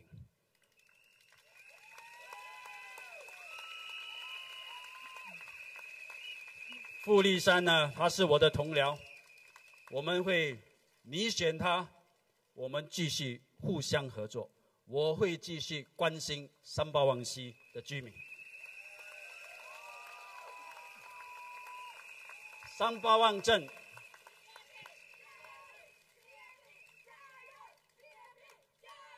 ，381镇有什么设施，大家一起享用；有什么好的计划，我们一起实行；有 RDS 到柔佛，大家一起用。还有另一点，徐顺全博士放弃了5级8度，来到381C，我觉得他还没有向选民交代好。这次大选，选区划分报告公布后，徐博士在视频上说：“大家都了解我，我不会离开5级8度。”但是说后不久，拍拍屁股就走了。徐博士说，原因是因为5级8度成为集选区的一部分，已经不在了。他说：“我没变，不给8度没低了。”哦，但是你去无计巴肚，大牌烧香啊，路名烧香啊，无计巴肚个治，是迄人无治。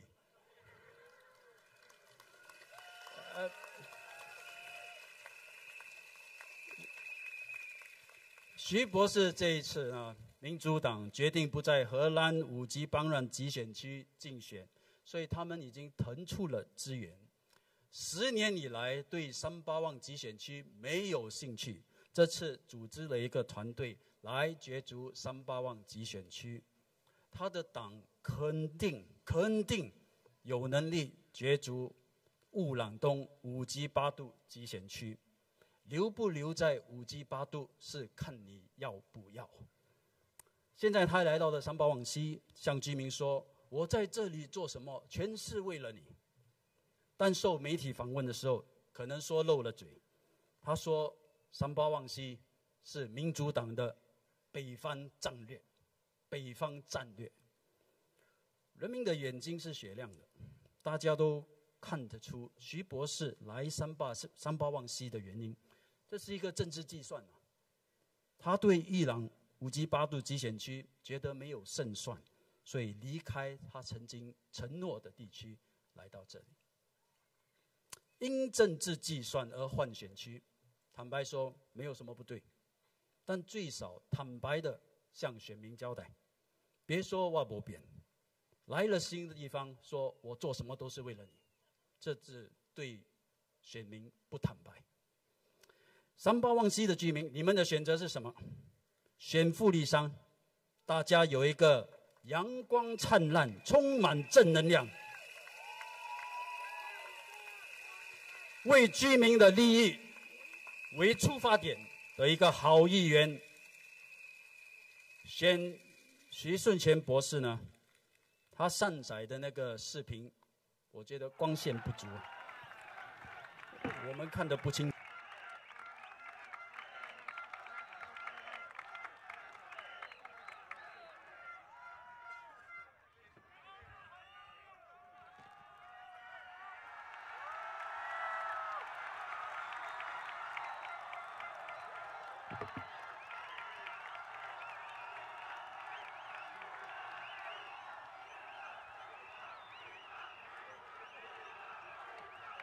Thank you.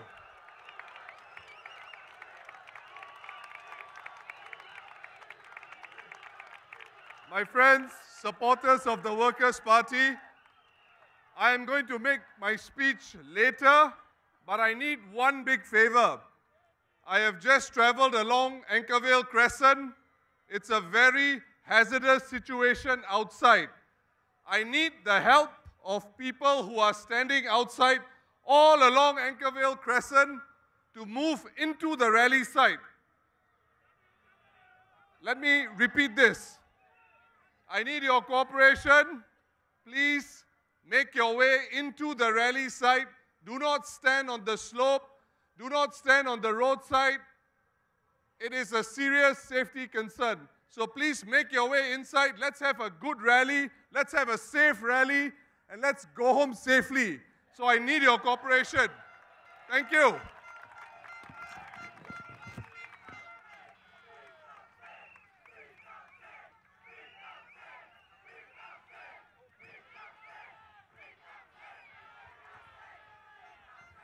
All right, so if we want to hear Pritam speak, we'll need to move in, all right? Speaking of the politics of hope, I hope you can all follow what Pritam has just talked about. Please move in and make space for our fellow residents. Is that okay? Thank you. All right, and now to complete our Pongo. Oh, do you know who I'm going to talk about? Yes, that's right. To complete our Pongo GRC team, I would like to welcome the Workers' Party candidate for Pongo GRC, Harpreet Singh Nahal.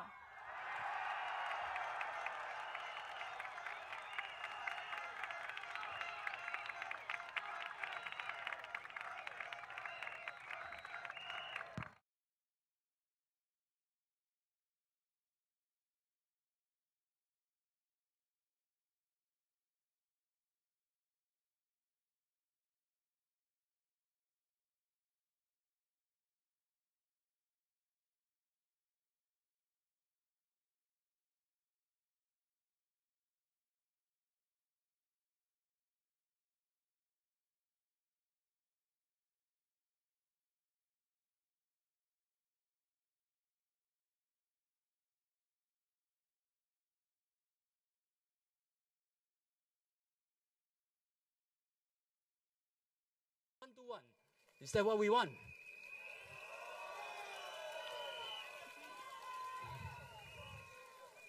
You know, there was a famous line in our political history. You will know who said it. It says, "This is not a game of cards. This is your life and my life."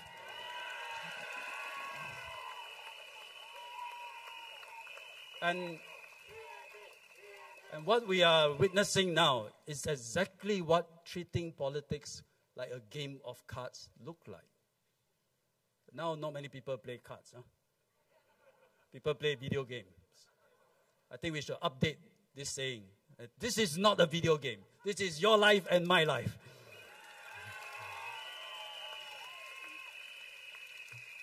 The PAP government take this looming crisis seriously. Several of the 4G ministers who have tackled crisis before, we know what to do. We have a strategy going forward. For me, I've goyok for Polisang for a long time. I've goyok myself for a while. For me, I've been in public service for 30 years. I've been to transport, education, defense, MAS, NTUC, manpower, and now health.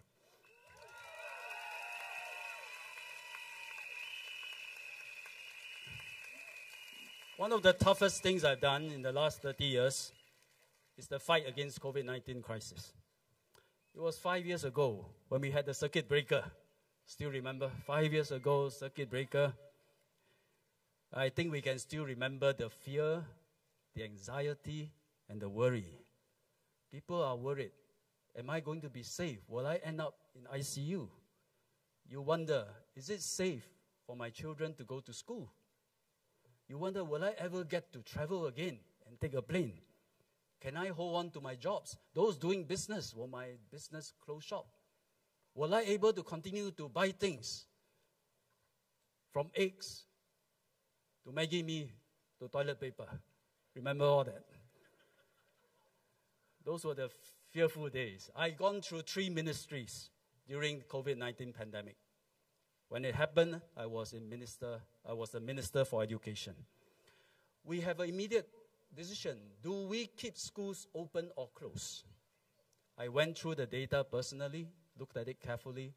I was convinced this virus attacked older people. Younger people, no. Children, quite safe. So we were therefore determined, let's keep schools open. Let's get education continue.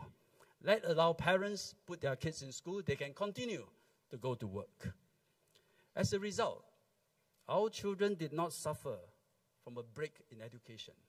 All around the world, they closed schools. Politically, it's the easier thing to do. In some countries, schools were closed for over a year. And this has lasting damage on the kids, even up to now, especially for kids from vulnerable backgrounds. But we kept schools open throughout. We protected our children. We kept their hopes alive.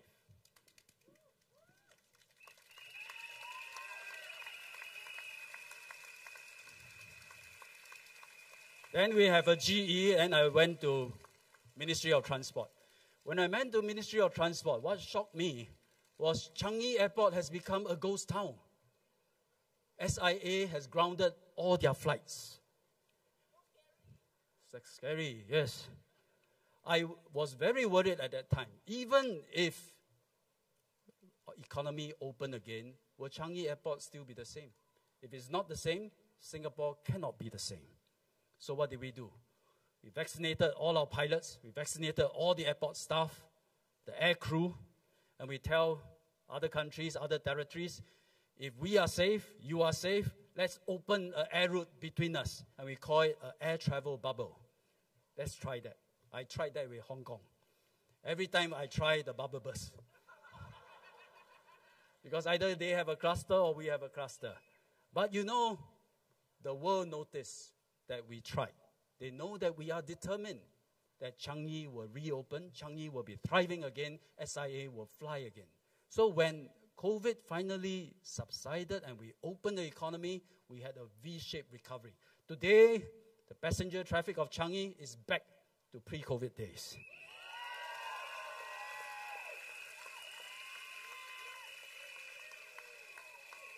At Ministry of Health, I became the co-chair of the multi-ministry task force, worked closely with Prime Minister Lawrence Wong and DPM Gan Kim Yong. It was a grueling period. We had to protect, we have two missions. One mission, protect the hospitals. Make sure it doesn't get overwhelmed. Because if it's overwhelmed with COVID patients, many people die. Not just COVID patients, normal patients will die because hospitals are overwhelmed. So if we need to, we must impose social restrictions, prevent the virus from spreading. Second mission, secure vaccine supply. Administer to as many people as possible, then reopen Singapore. So we came out of the crisis, we declared DOSCON Green, February 2023. Till today, MOH celebrate February 2023 DOSCON Green Day, just like we celebrate Total Defense Day.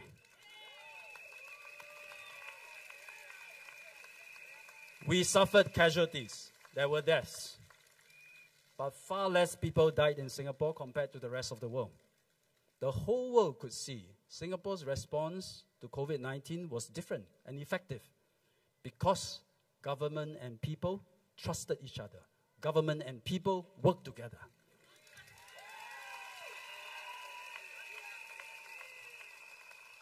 You know and I know, in a crisis, leadership matters. This is the PAP. PAP is the team that you relied on during COVID-19 crisis. PAP is the team that stood between Singaporeans and the fear, the uncertainty that engulfed the world during COVID-19. The people, in turn, kept faith with the leaders and did their part. Together, we succeeded. But we do not have much time to celebrate. Now, another looming crisis might be before us. Once again, the people and government, we must resolve to work together. Our tagline, new resolve, secure the future. This new resolve is not just the PAP's resolve, it's our resolve as a people, as Singaporeans. Your vote this time is about what kind of leaders, what system of governance you want at this time when the peace and prosperity we have known for most of adult life is now under risk. I say, this is no time for political experiment. We already have a system that I think is stable and works well. A competent ruling party that can act decisively for Singaporeans, with checks and balance from the opposition in parliament. It's a system that is stable and works well for Singaporeans. There is no chance of an opposition wipeout in this GE. So vote for what works. Vote for stability. Vote to ensure that Singapore remains safe and stable, even if the world is in turmoil.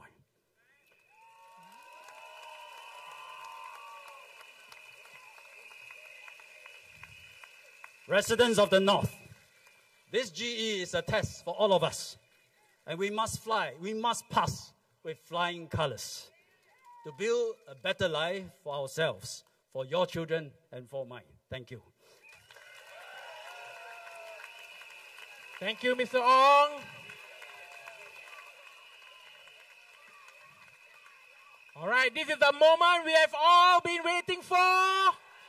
The anchor candidate for Marsiling UTGRC, our loudest welcome to Prime Minister Mr. Lawrence Wong.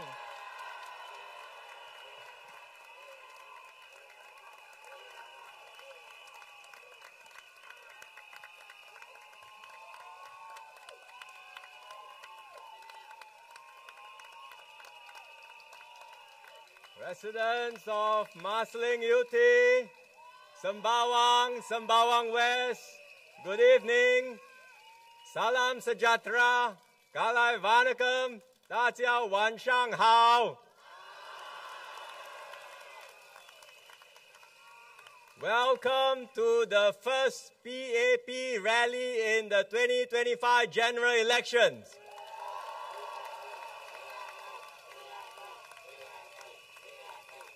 I've decided to do it here, right at home in Marsiling UT Woodland Stadium.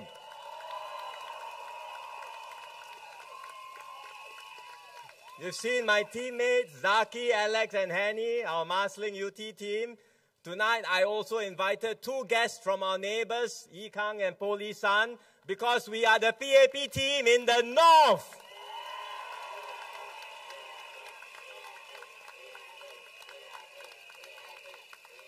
The SDP may have a northern strategy, but the PAP is ready to challenge them and take them on.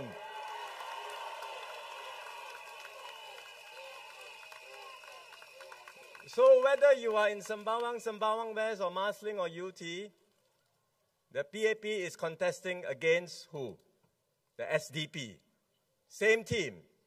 Residents across the north will have to choose between the PAP and the SDP. And we ask all of you to vote for the PAP.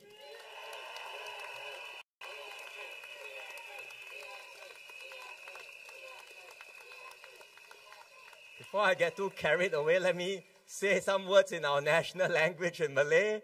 I will continue in Mandarin and then I come back to English later. Saudara-saudari sekalian, saya berbahasa hati dapat bersama anda di Marsiling UT. Terima kasih kerana menyokong saya sejak 2015.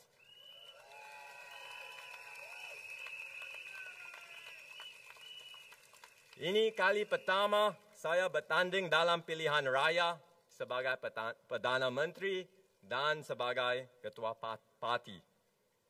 Saya harap anda akan berikan saya dan pasukan saya peluang untuk terus berkhidmat kepada anda. Sebagai Perdana Menteri, saya telah lakukan yang terbaik menangani isu-isu yang dekat di hati anda. Saya banyak berbincang bersama masyarakat Melayu Islam kita. Kami menangani isu-isu penting masyarakat Melayu Islam. Memperkukuh pendidikan madrasah. Membina masjid-masjid baharu. Menyokong kemajuan anda sebagai sebuah masyarakat gemilang. Kami menangani isu-isu nasional. Saya tahu kos sara hidup membimbangkan anda. Sebab itulah kami umumkan pakej yang menyeluruh dalam belanjawan. Ini termasuk baucer CDC, baucer SG60, bayaran tunai dan rebat bil api air.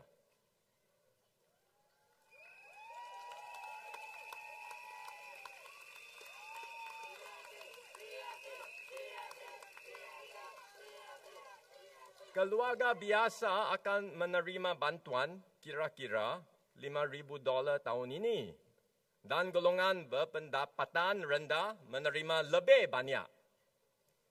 Kami memantau keadaan ini dengan teliti.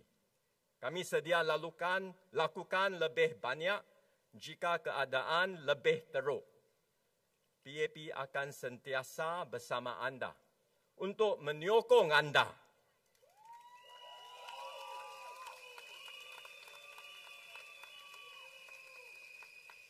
Selama lebih 60 tahun, PAP telah bersama-sama anda. Kini, keadaan dunia semakin bergelora.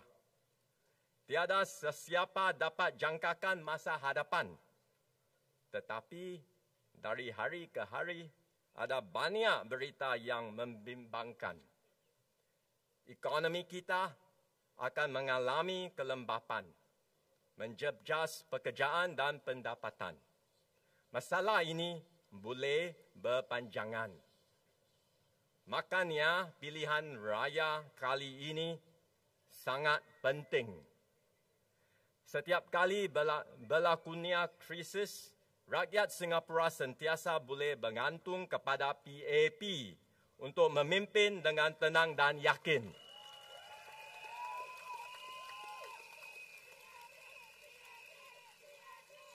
Saya dan pasukan saya telah berusaha bersama anda untuk mengarungi pandemik COVID. Maka, apabila krisis baharu mendatang, saya katakan, jangan takut.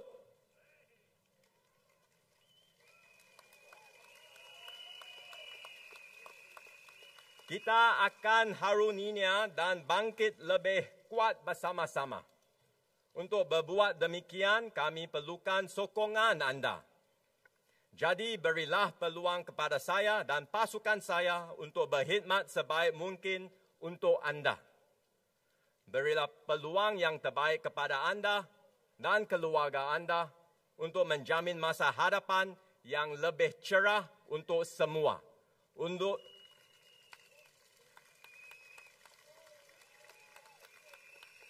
Undilah saya dan pasukan PAP saya. Undilah PAP!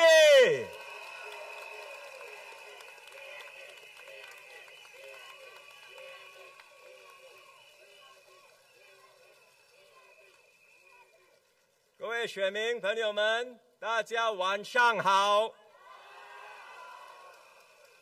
今晚非常荣幸来到马西岭游池，这是人民行动党的第一场竞选集会，而我选择马西岭游池作为起点，因为这里对我来说意义非凡。我在这里服务了10年，从2015年起。 非常感谢大家多年来的支持，谢谢你们。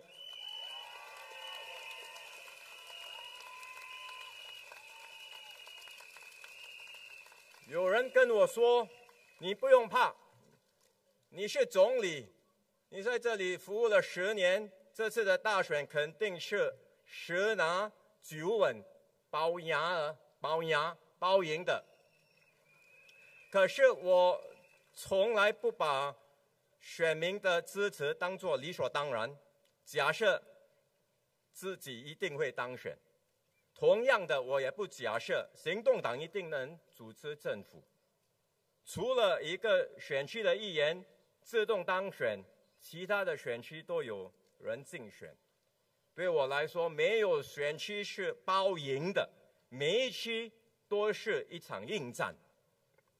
因此， 我和我的团队会尽我们的能力，赢得你们的信任，争取你们的支持。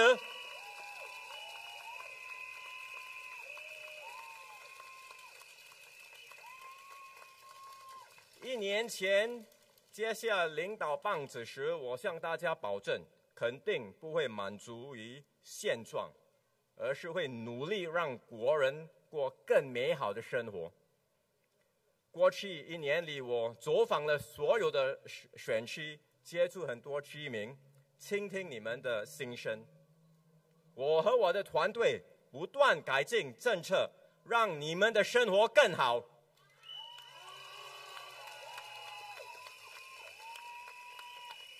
比如说，在照顾年长者方面，我们提供更多医药津贴。 看护者也获得更多的支持和帮助，减轻他们的负担。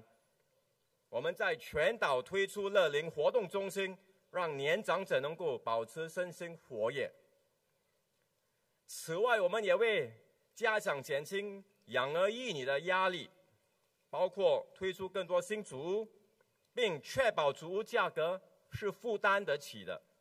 而最近，我们也提供更多育儿假期。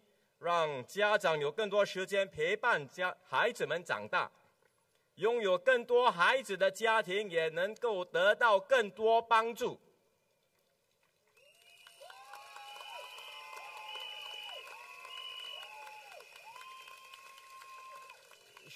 生活费上涨是大家关心的课题，我也明白大家的担忧。在今年的财政预算案， 我推出了很多应对措施，包括更多的 CDC 邻里购物券、我们的 SG60 购物券，还有水电费回扣，你们都应该听到了，对吗？今年可以得到多少的邻里购物券呢？你们知道吗？有没有人要喊答案？哦。 整年是800元，每个家户800元的邻里购物券。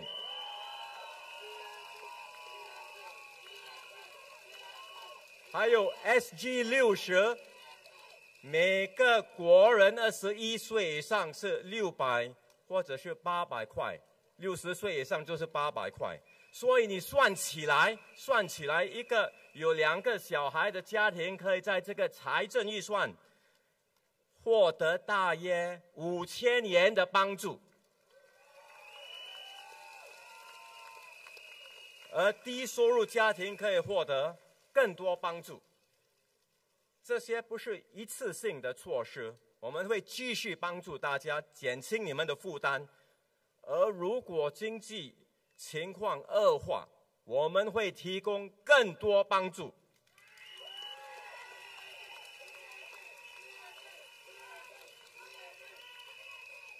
我们能够这么做，我们可以提供全面的帮助，是因为行动党明白未雨绸缪的重要性。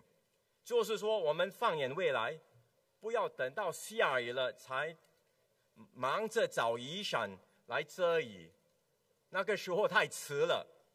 在阳光普照的时候，我们已经准备好雨伞，随时为你遮风挡雨。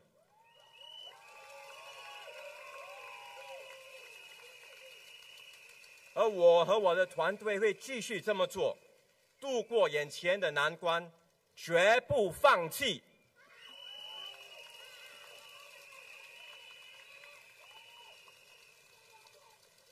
过去60年，行动党在你的左右，见证新加坡的发展。我们一再以行动来证明，可以带领新加坡前进，应对种种的挑战。无论是97年的亚洲金融危机，2003年的 SARS 疫情，还是2008年的全球金融危机，我们都一一克服，迎难而上。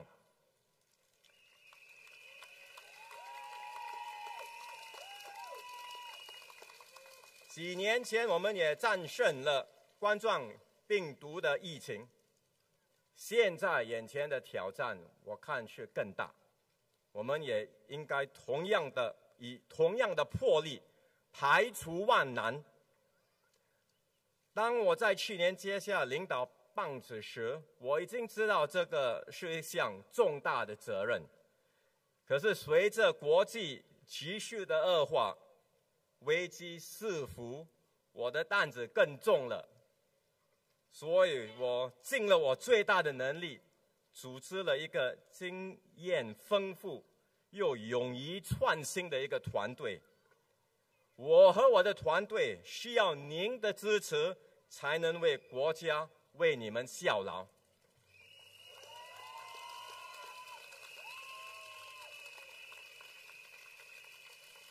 这次的大选，大家手中的一票将决定政府是否有能力应对未来的挑战，是否能够确保明天会更好。新加坡的未来就由你们决定。希望大家给我和我的团队一个机会，为您服务。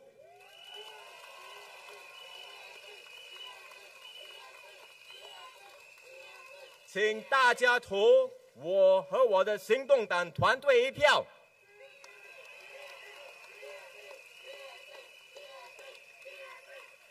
我们会和你并肩作战，带领新加坡走出眼前的暴风雨，直到雨过天晴。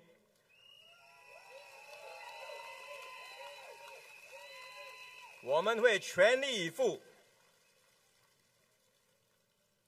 为您和您的家人争取一个更美好的未来。谢谢大家。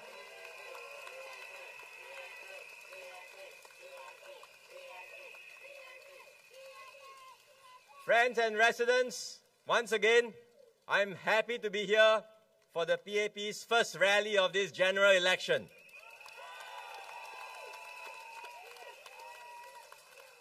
I chose to begin it here because this place holds special meaning for me. All of you warmly welcomed me when I first stood here in 2015 when the GRC was formed. We have walked this journey together for 10 years. Thank you for your trust and support. Thank you for supporting my team. As I mentioned at the beginning, tonight I'm here with my Marsiling UT team, with guests from Sembawang. We are all the PAP team from the north, and we are here to ask for your support of the PAP.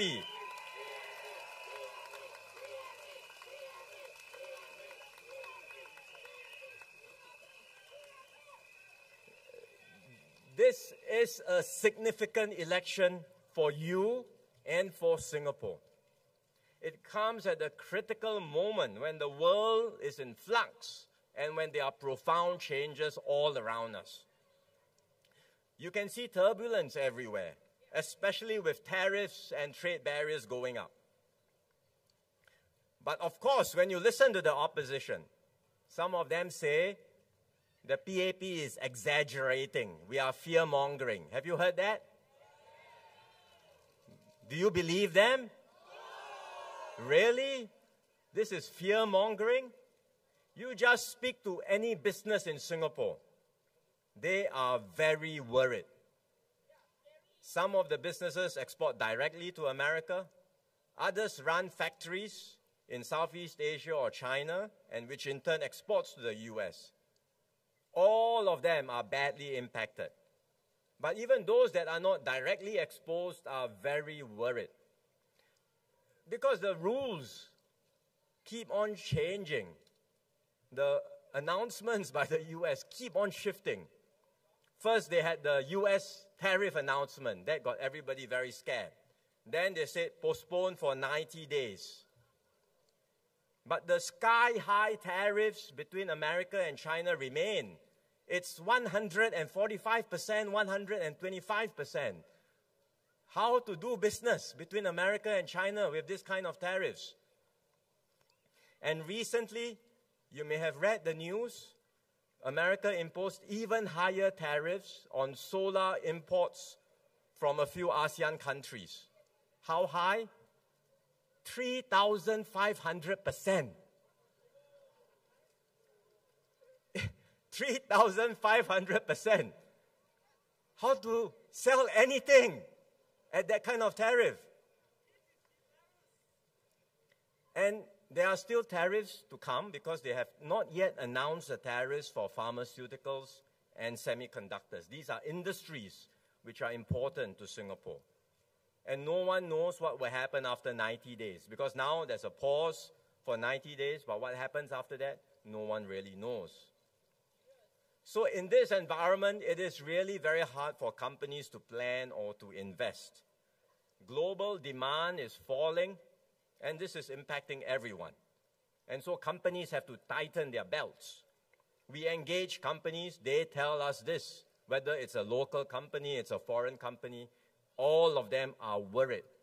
In the north, you see many manufacturing companies, they are all very concerned. Many will have to hold back on their new investments. They may even have to cut back on existing operations. So we expect our economy to slow, and we don't rule out a recession. And all this will impact on wages and jobs. Our bigger worry is that the impact is not just 1 year. It may go beyond a year. Because I've spoken to many counterparts across countries everywhere. And the consensus from all of them is clear. The world has changed. No one exactly knows what lies ahead, but everyone agrees we will not go back to how things were in the past. We will go through a very messy and unpredictable transition, which can last for years. And in this transition, many things can go wrong. Let me share just two concerns we have.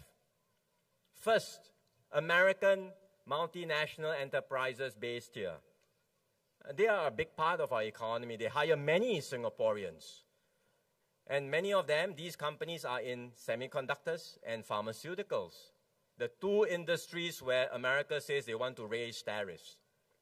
A few of them have told us if the tariffs are imposed and if this were to continue, they may have to start thinking whether or not to continue business here or maybe go back to America.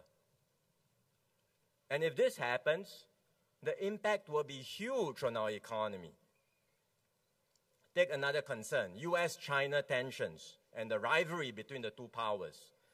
Both countries say they won't force others to choose sides. It's okay, you can stay friends. But in fact, each one of them want countries to be closer to them. That is the reality. How do we stay friends with America and China and avoid getting caught in the crossfire?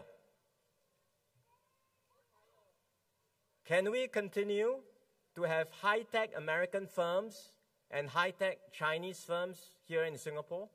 We have been doing so, but one day someone says, look, you have to choose. You either choose high-tech American firms or you choose high-tech Chinese firms. If we have to do so, the consequences will be disastrous for everyone.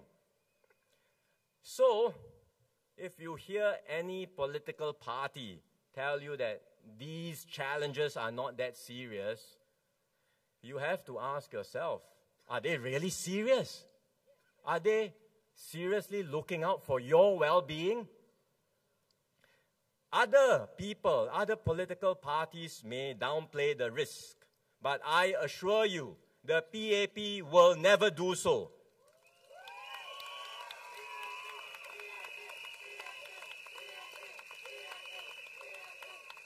We will face the challenges head-on with Singaporeans because we will never gamble with your lives, your jobs, and your future.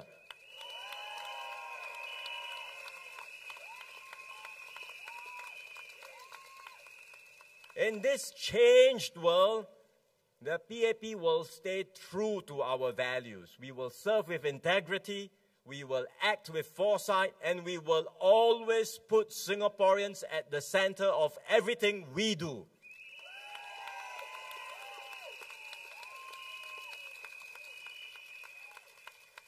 In this election, you will hear many alternative ideas, and we always stay open to ideas. Some ideas may sound appealing at first. You heard some of them from my colleagues just now, highlighting what the opposition have said, but in fact, not all of these ideas are sound. Often, people will ask for or put up proposals for the government to subsidize more, to spend more, and to make things more affordable. Sometimes people tell me too, just spend more, loosen the purse strings, it's okay, spend more. In fact, we have been spending more. Social spending in our budget every year has been rising significantly on social areas like healthcare, education. In fact, social spending is already the largest item in our budget. It's even higher than defense spending. So we will continue to spend more and we will continue to do more, but we will do so carefully. If we weaken our public finances, the burden will only fall on our children and the next generation. If we mismanage the economy, investor confidence will fall, our economy will suffer, and our incomes will stagnate. So I assure you, so long as the PAP is in charge, I give you my word, we will continue to manage our economy well.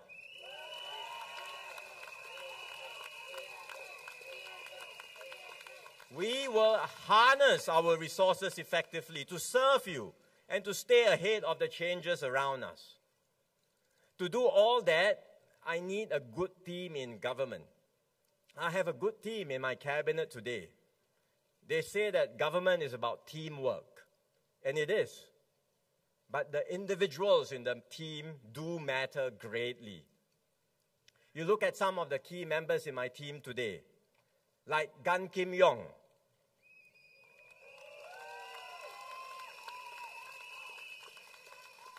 During COVID, we worked together. At the start, he was my co-chair. During the initial moments of fighting COVID, when there was so much uncertainty, so much concerns and worries, we were literally on the phone every day. We probably spoke more to one another than we did to our respective spouses.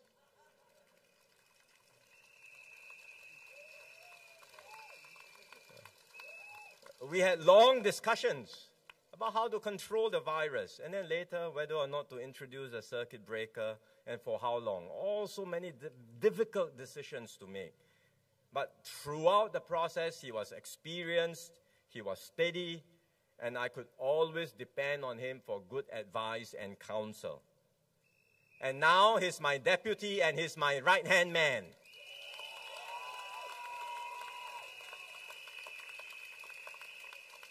And I depend on him for so many things, to chair our new Economic Resilience Task Force to deal with the current uncertainties. And of course, to helm our PAP campaign at the new Punggol GRC. So give him our full support.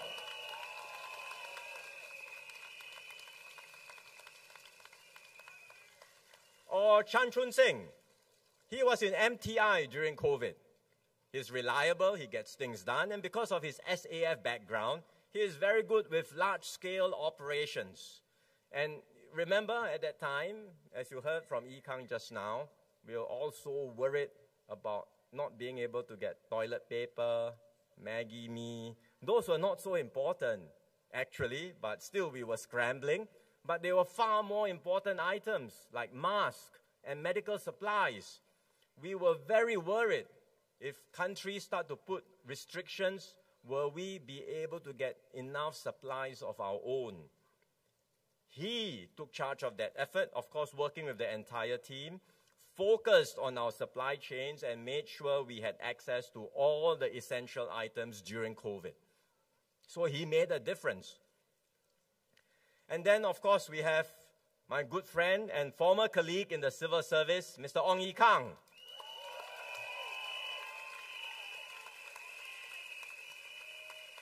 He went through 3 ministries, education, transport, and then health. But in transport, he had the most difficult job.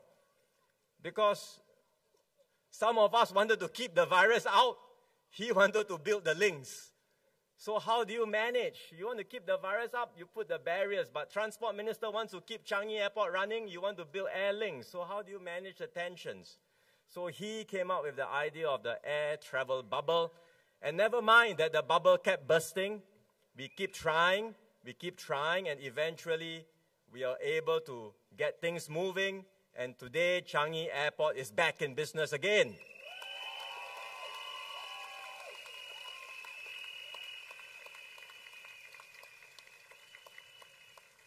Or take a newcomer like Tan Si Leng.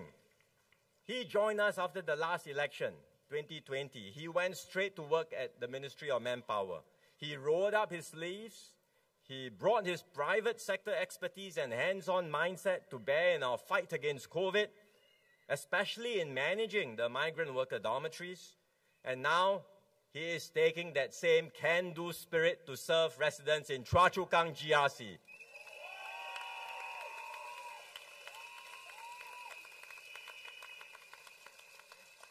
We talk about teamwork, but really, without individuals like them, my team would not be what it is today.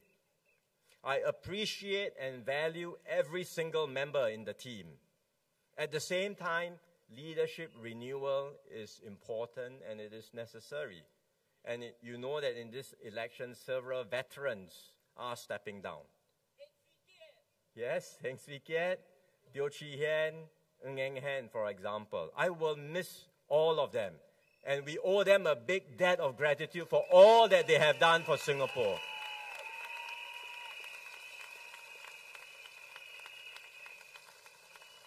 Some people ask me, why don't you ask them to stay on a bit longer since they are so experienced? Indeed, if I were to take a very narrow perspective, I would like them to stay. But I cannot just focus on my needs today. I also have to think about your future and Singapore's future. And so difficult as it is, I have to let them step down so that they can make way for new people to come in. And we can refresh, rejuvenate, renew our team.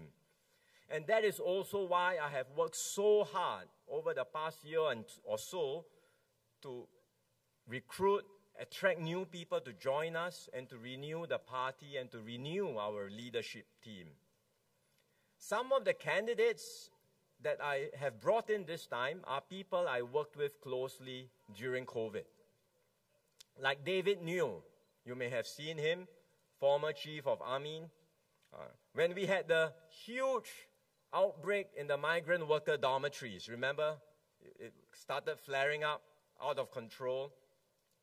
The task force had to ask the SAF to come in to help. It was not possible for us to handle it on our own. So we asked SAF to come in.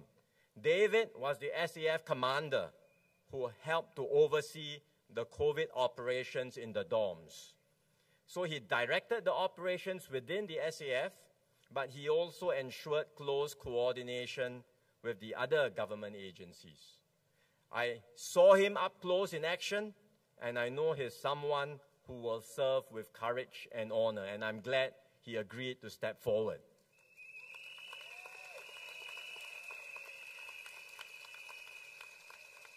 Another person I worked with in COVID is Dinesh Vasudash. Dinesh is the man in charge of our vaccination operations. Again, you would remember during COVID, we were able to get on the queue early. We put in our orders and we got the vaccines. We were one of the first few countries to get the vaccines here in Singapore. But then we had to work out who gets the vaccines first. How do you roll them out? How do you implement? And how do you persuade seniors to come forward to get themselves jabbed? It was not an easy undertaking, but Dinesh worked out the plans. He briefed the cabinet, got our approval, and then he implemented them effectively on the ground. Many other countries also had vaccines, but they couldn't get the vaccinations done on time. In Singapore, we could, and it's because of his leadership.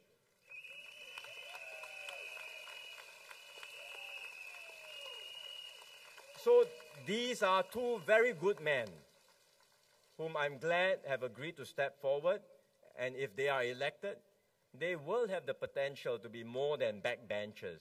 They will have the potential to take on office in government.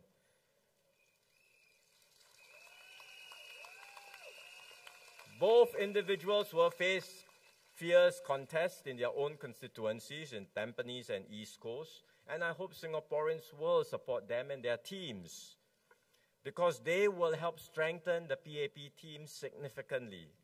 And Singaporeans will end up with a stronger team to serve you, a stronger team that will take Singapore forward, not just for the next 5 years, but for the next 10, 15, 20 years.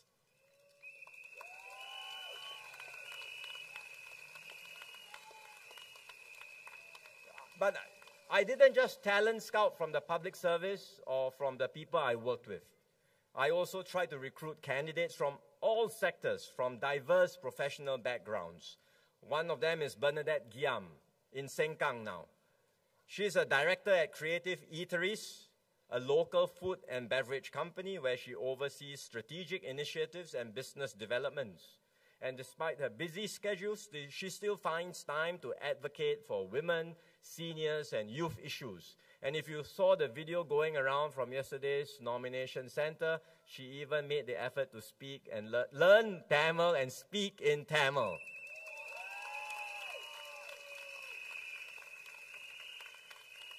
Or you have Syed Harun Al-Habshi.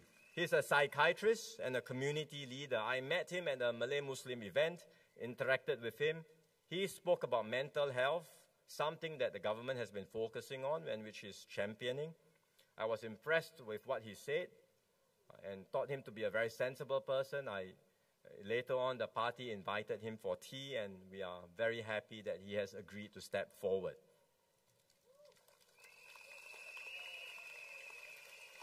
So this year, we have 32 new faces in the PAP. It's the most we have in recent general elections. I'm proud of all our new candidates because they are capable individuals, but most importantly, because they are people with integrity and the heart to serve all of you.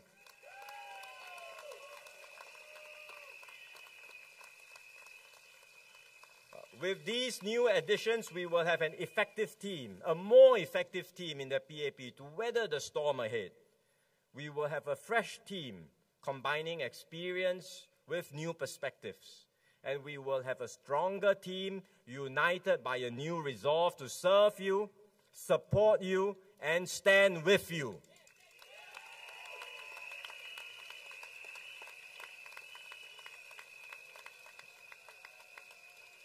As a team, our first and most urgent priority is to tackle economic uncertainties that we are facing now, especially to address your concerns over cost of living and jobs. Cost of living, the issue started earlier because of wars in Europe and the Middle East, global supply chain disruptions, and now made worse because of tariffs and trade wars. And that's why I had announced a comprehensive set of measures for everyone in the budget. You have CDC, SG60 vouchers, utility rebates, and many more. A typical family of 4 with 2 young children can receive around $5,000 in support this year.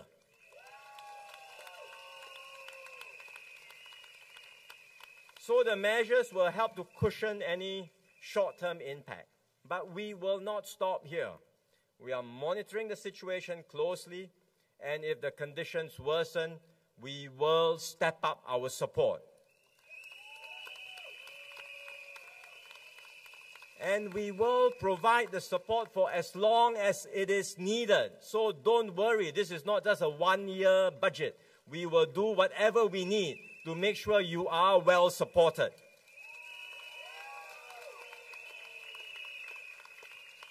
We are also very focused on jobs. In fact, Gan Kim Yong's committee is working on this now. The task force is working on this. With them is the Secretary General of NTUC, Ng Chi Meng. They are coordinating efforts with the tripartite partners.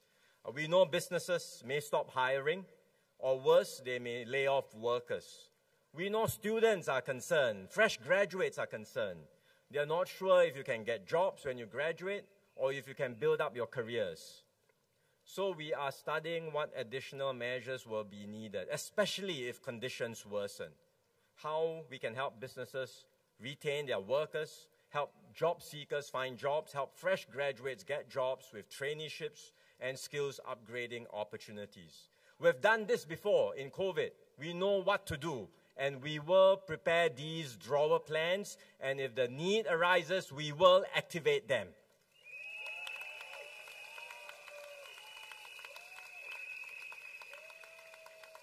Besides these immediate concerns, we will continue planning for our shared future. This is the PAP way.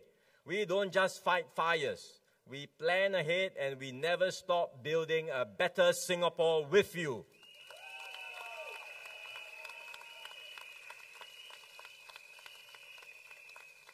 So we will continue to review and update our policies to make sure they serve you better.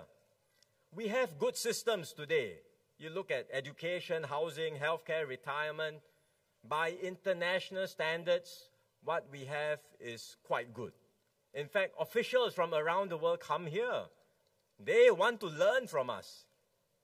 We share with them what we do, and they are very keen to pick up the key features of our system and bring it back home to their own countries. But I firmly believe that what we have today can always be better. Because circumstances change, technology advances. What was not viable before can become possible today and in the future.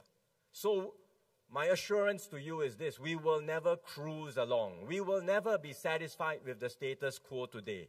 We will keep on improving. We will keep on doing better. We will keep on improving your lives.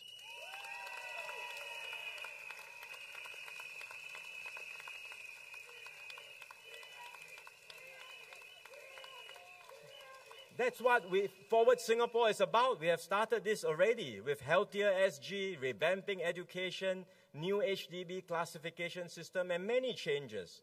But this is just the beginning. We have much more to do.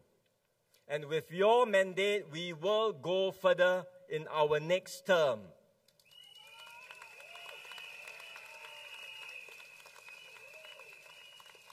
You can find our key plans in our manifesto. Let me just highlight one or two of them. For example, on housing, we've ramped up supply of BTO flats after the disruptions of COVID. It's better now, and I am very confident because we are building so many flats. the situation will stabilize soon. Once that happens, we will be able to review our policies, including on the income ceiling to buy new flats and also access for singles buying BTO flats so that more Singaporeans can purchase affordable BTO flats.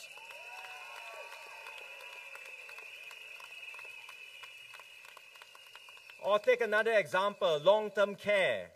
All of us with elderly parents are worried because how do we care for our seniors? Many of them want to age in place. They don't want to go to a nursing home, and we shouldn't put them in a nursing home. But what do we do to care for them? We've introduced community care apartments, studio apartments with care facilities within the same block. But we can't build enough new apartments to meet the demand. So we need a different model that will allow seniors to continue living where they are, but with easy access to the support they need. And that's something that we are working on, and we will be able to share more with you in the next term, in the coming years.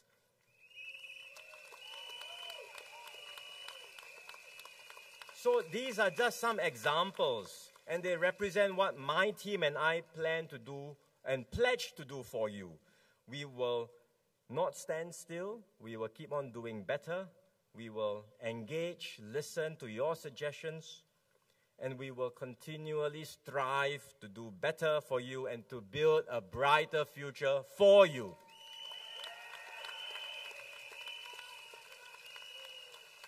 This is the PAP's promise. This is my promise to you. This is our renewed resolve to all Singaporeans. I know some Singaporeans want the PAP to continue to govern, but they say, let's also have some alternative voices in Parliament. I understand this sentiment. In fact, we already have a sizable opposition in Parliament today. The number of opposition MPs have increased steadily, election after election, and in the last GE, the numbers almost doubled. So the opposition is here to stay, and they are determined, they really want to grow. You look at the Workers' Party, most of their MPs,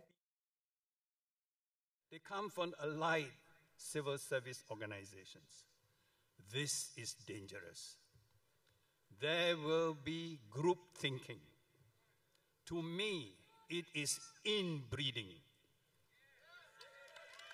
And when there's inbreeding, there is no way you can change policies within that system.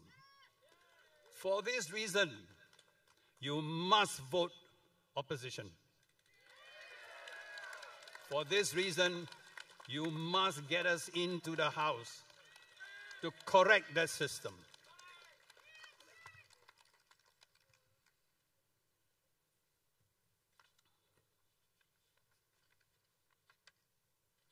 Now, Manwai has spoken about NTUC, which is something I always thought was wrong in the arrangement where NTUC wanted to sell off this organization. And I remembered the person who really established this. He's Dr. Goh Keng Swee. You must give credit to Goh Keng Swee because he always served the people first. He may be, I clashed with him in Parliament. I challenged him about his education system. I told him that his education system is going to stratify our society. He got angry with me. But later on in life, he told me I was right. So you see, that is the quality of ministers that we have in the old days. They recognize that even MPs' ideas has got value. So what I'm trying to say is that we got to search for people, good quality people, to go into the House. And I took a lot of time trying to find good people to join my small party so that we can put good people there and challenge the ideas. And I'm glad that Manwai and Hazel Do you know how difficult for two of them to go into parliament? Do you know the amount of parliamentary wounds that they have taken? So much. I feel sorry for them. But I say, carry on. Because it is for the good of the country. Don't be afraid. Parliamentary wounds will heal. You will gain traction. You will get the people to support you. People recognize good people. So you will get quality opposition members from my small party. And from that small party, I hope it will bring good debate in the House to make sure that you all, your cost of living, your education system, your health system will be thoroughly examined so that all of you will be, we have to bring you along as my colleagues say, we will not leave anyone behind.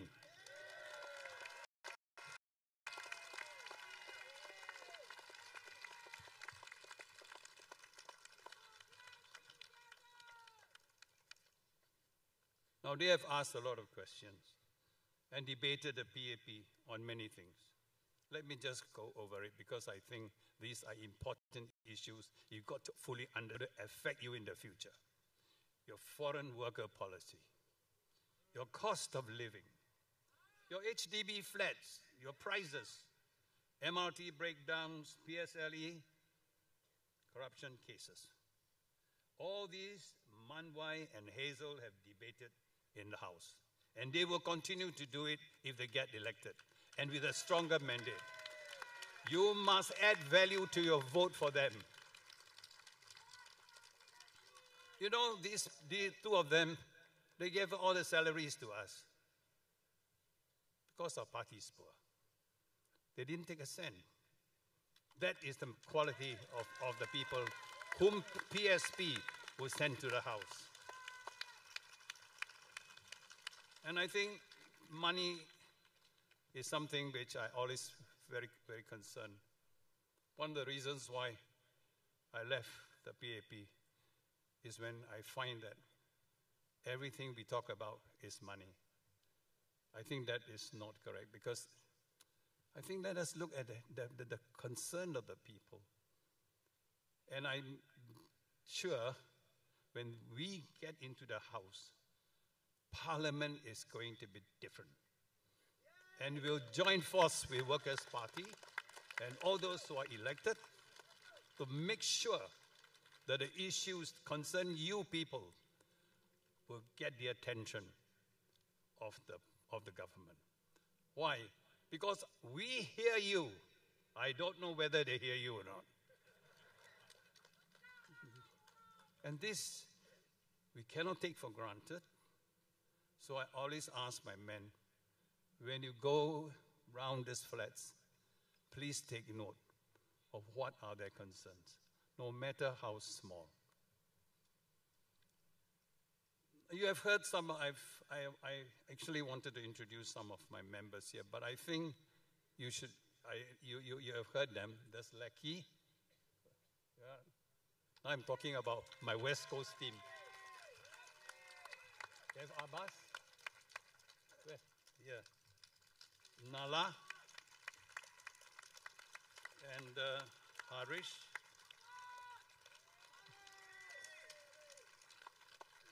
I mentioned them because I want to raise a point with you all. Because many in the beginning questioned PSP as a racist party. Are we a racist party?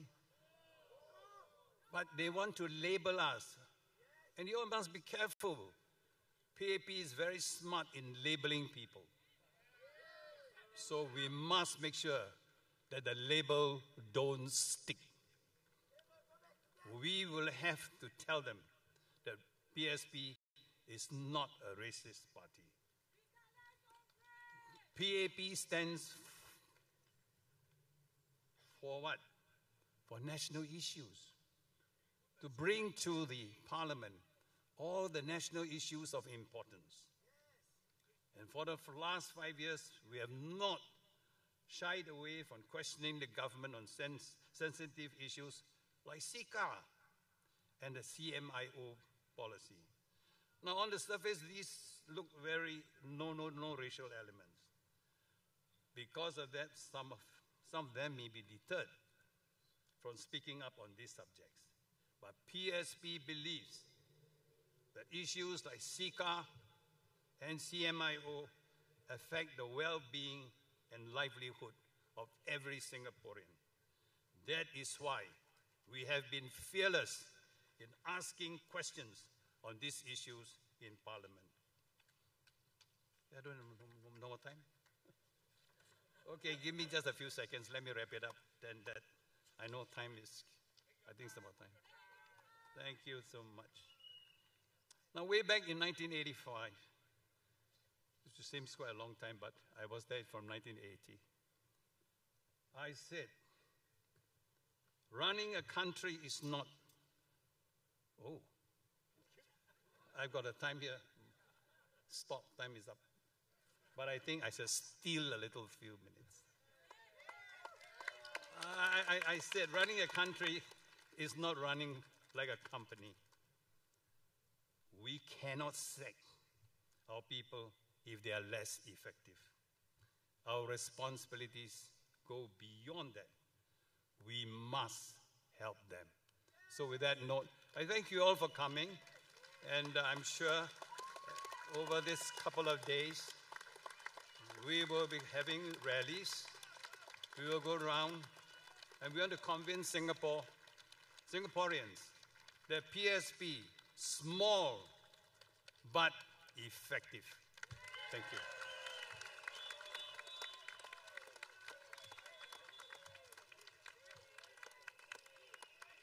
Can we have one more round of applause for Doc, as well as our candidates standing for the election?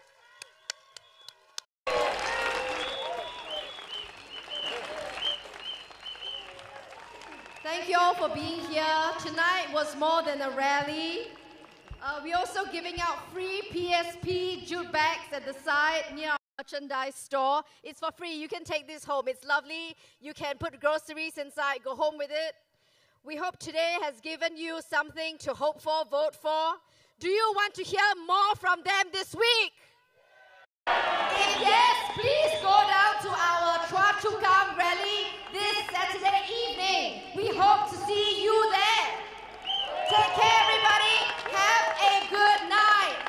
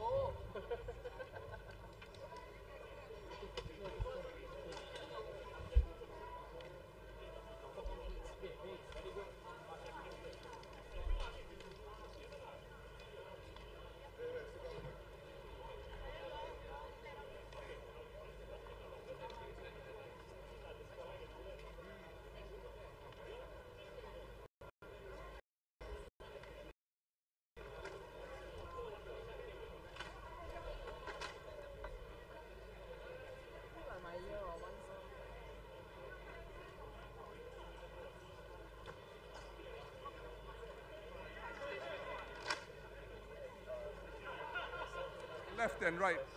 His safety, her safety is your responsibility. If you can take this responsibility upon yourself, all of us in the Workers' Party will really, really appreciate this. Leave the rally site with not even one piece of litter. Let's go home safely to our families, and I'll see you again at the next rally. All the best.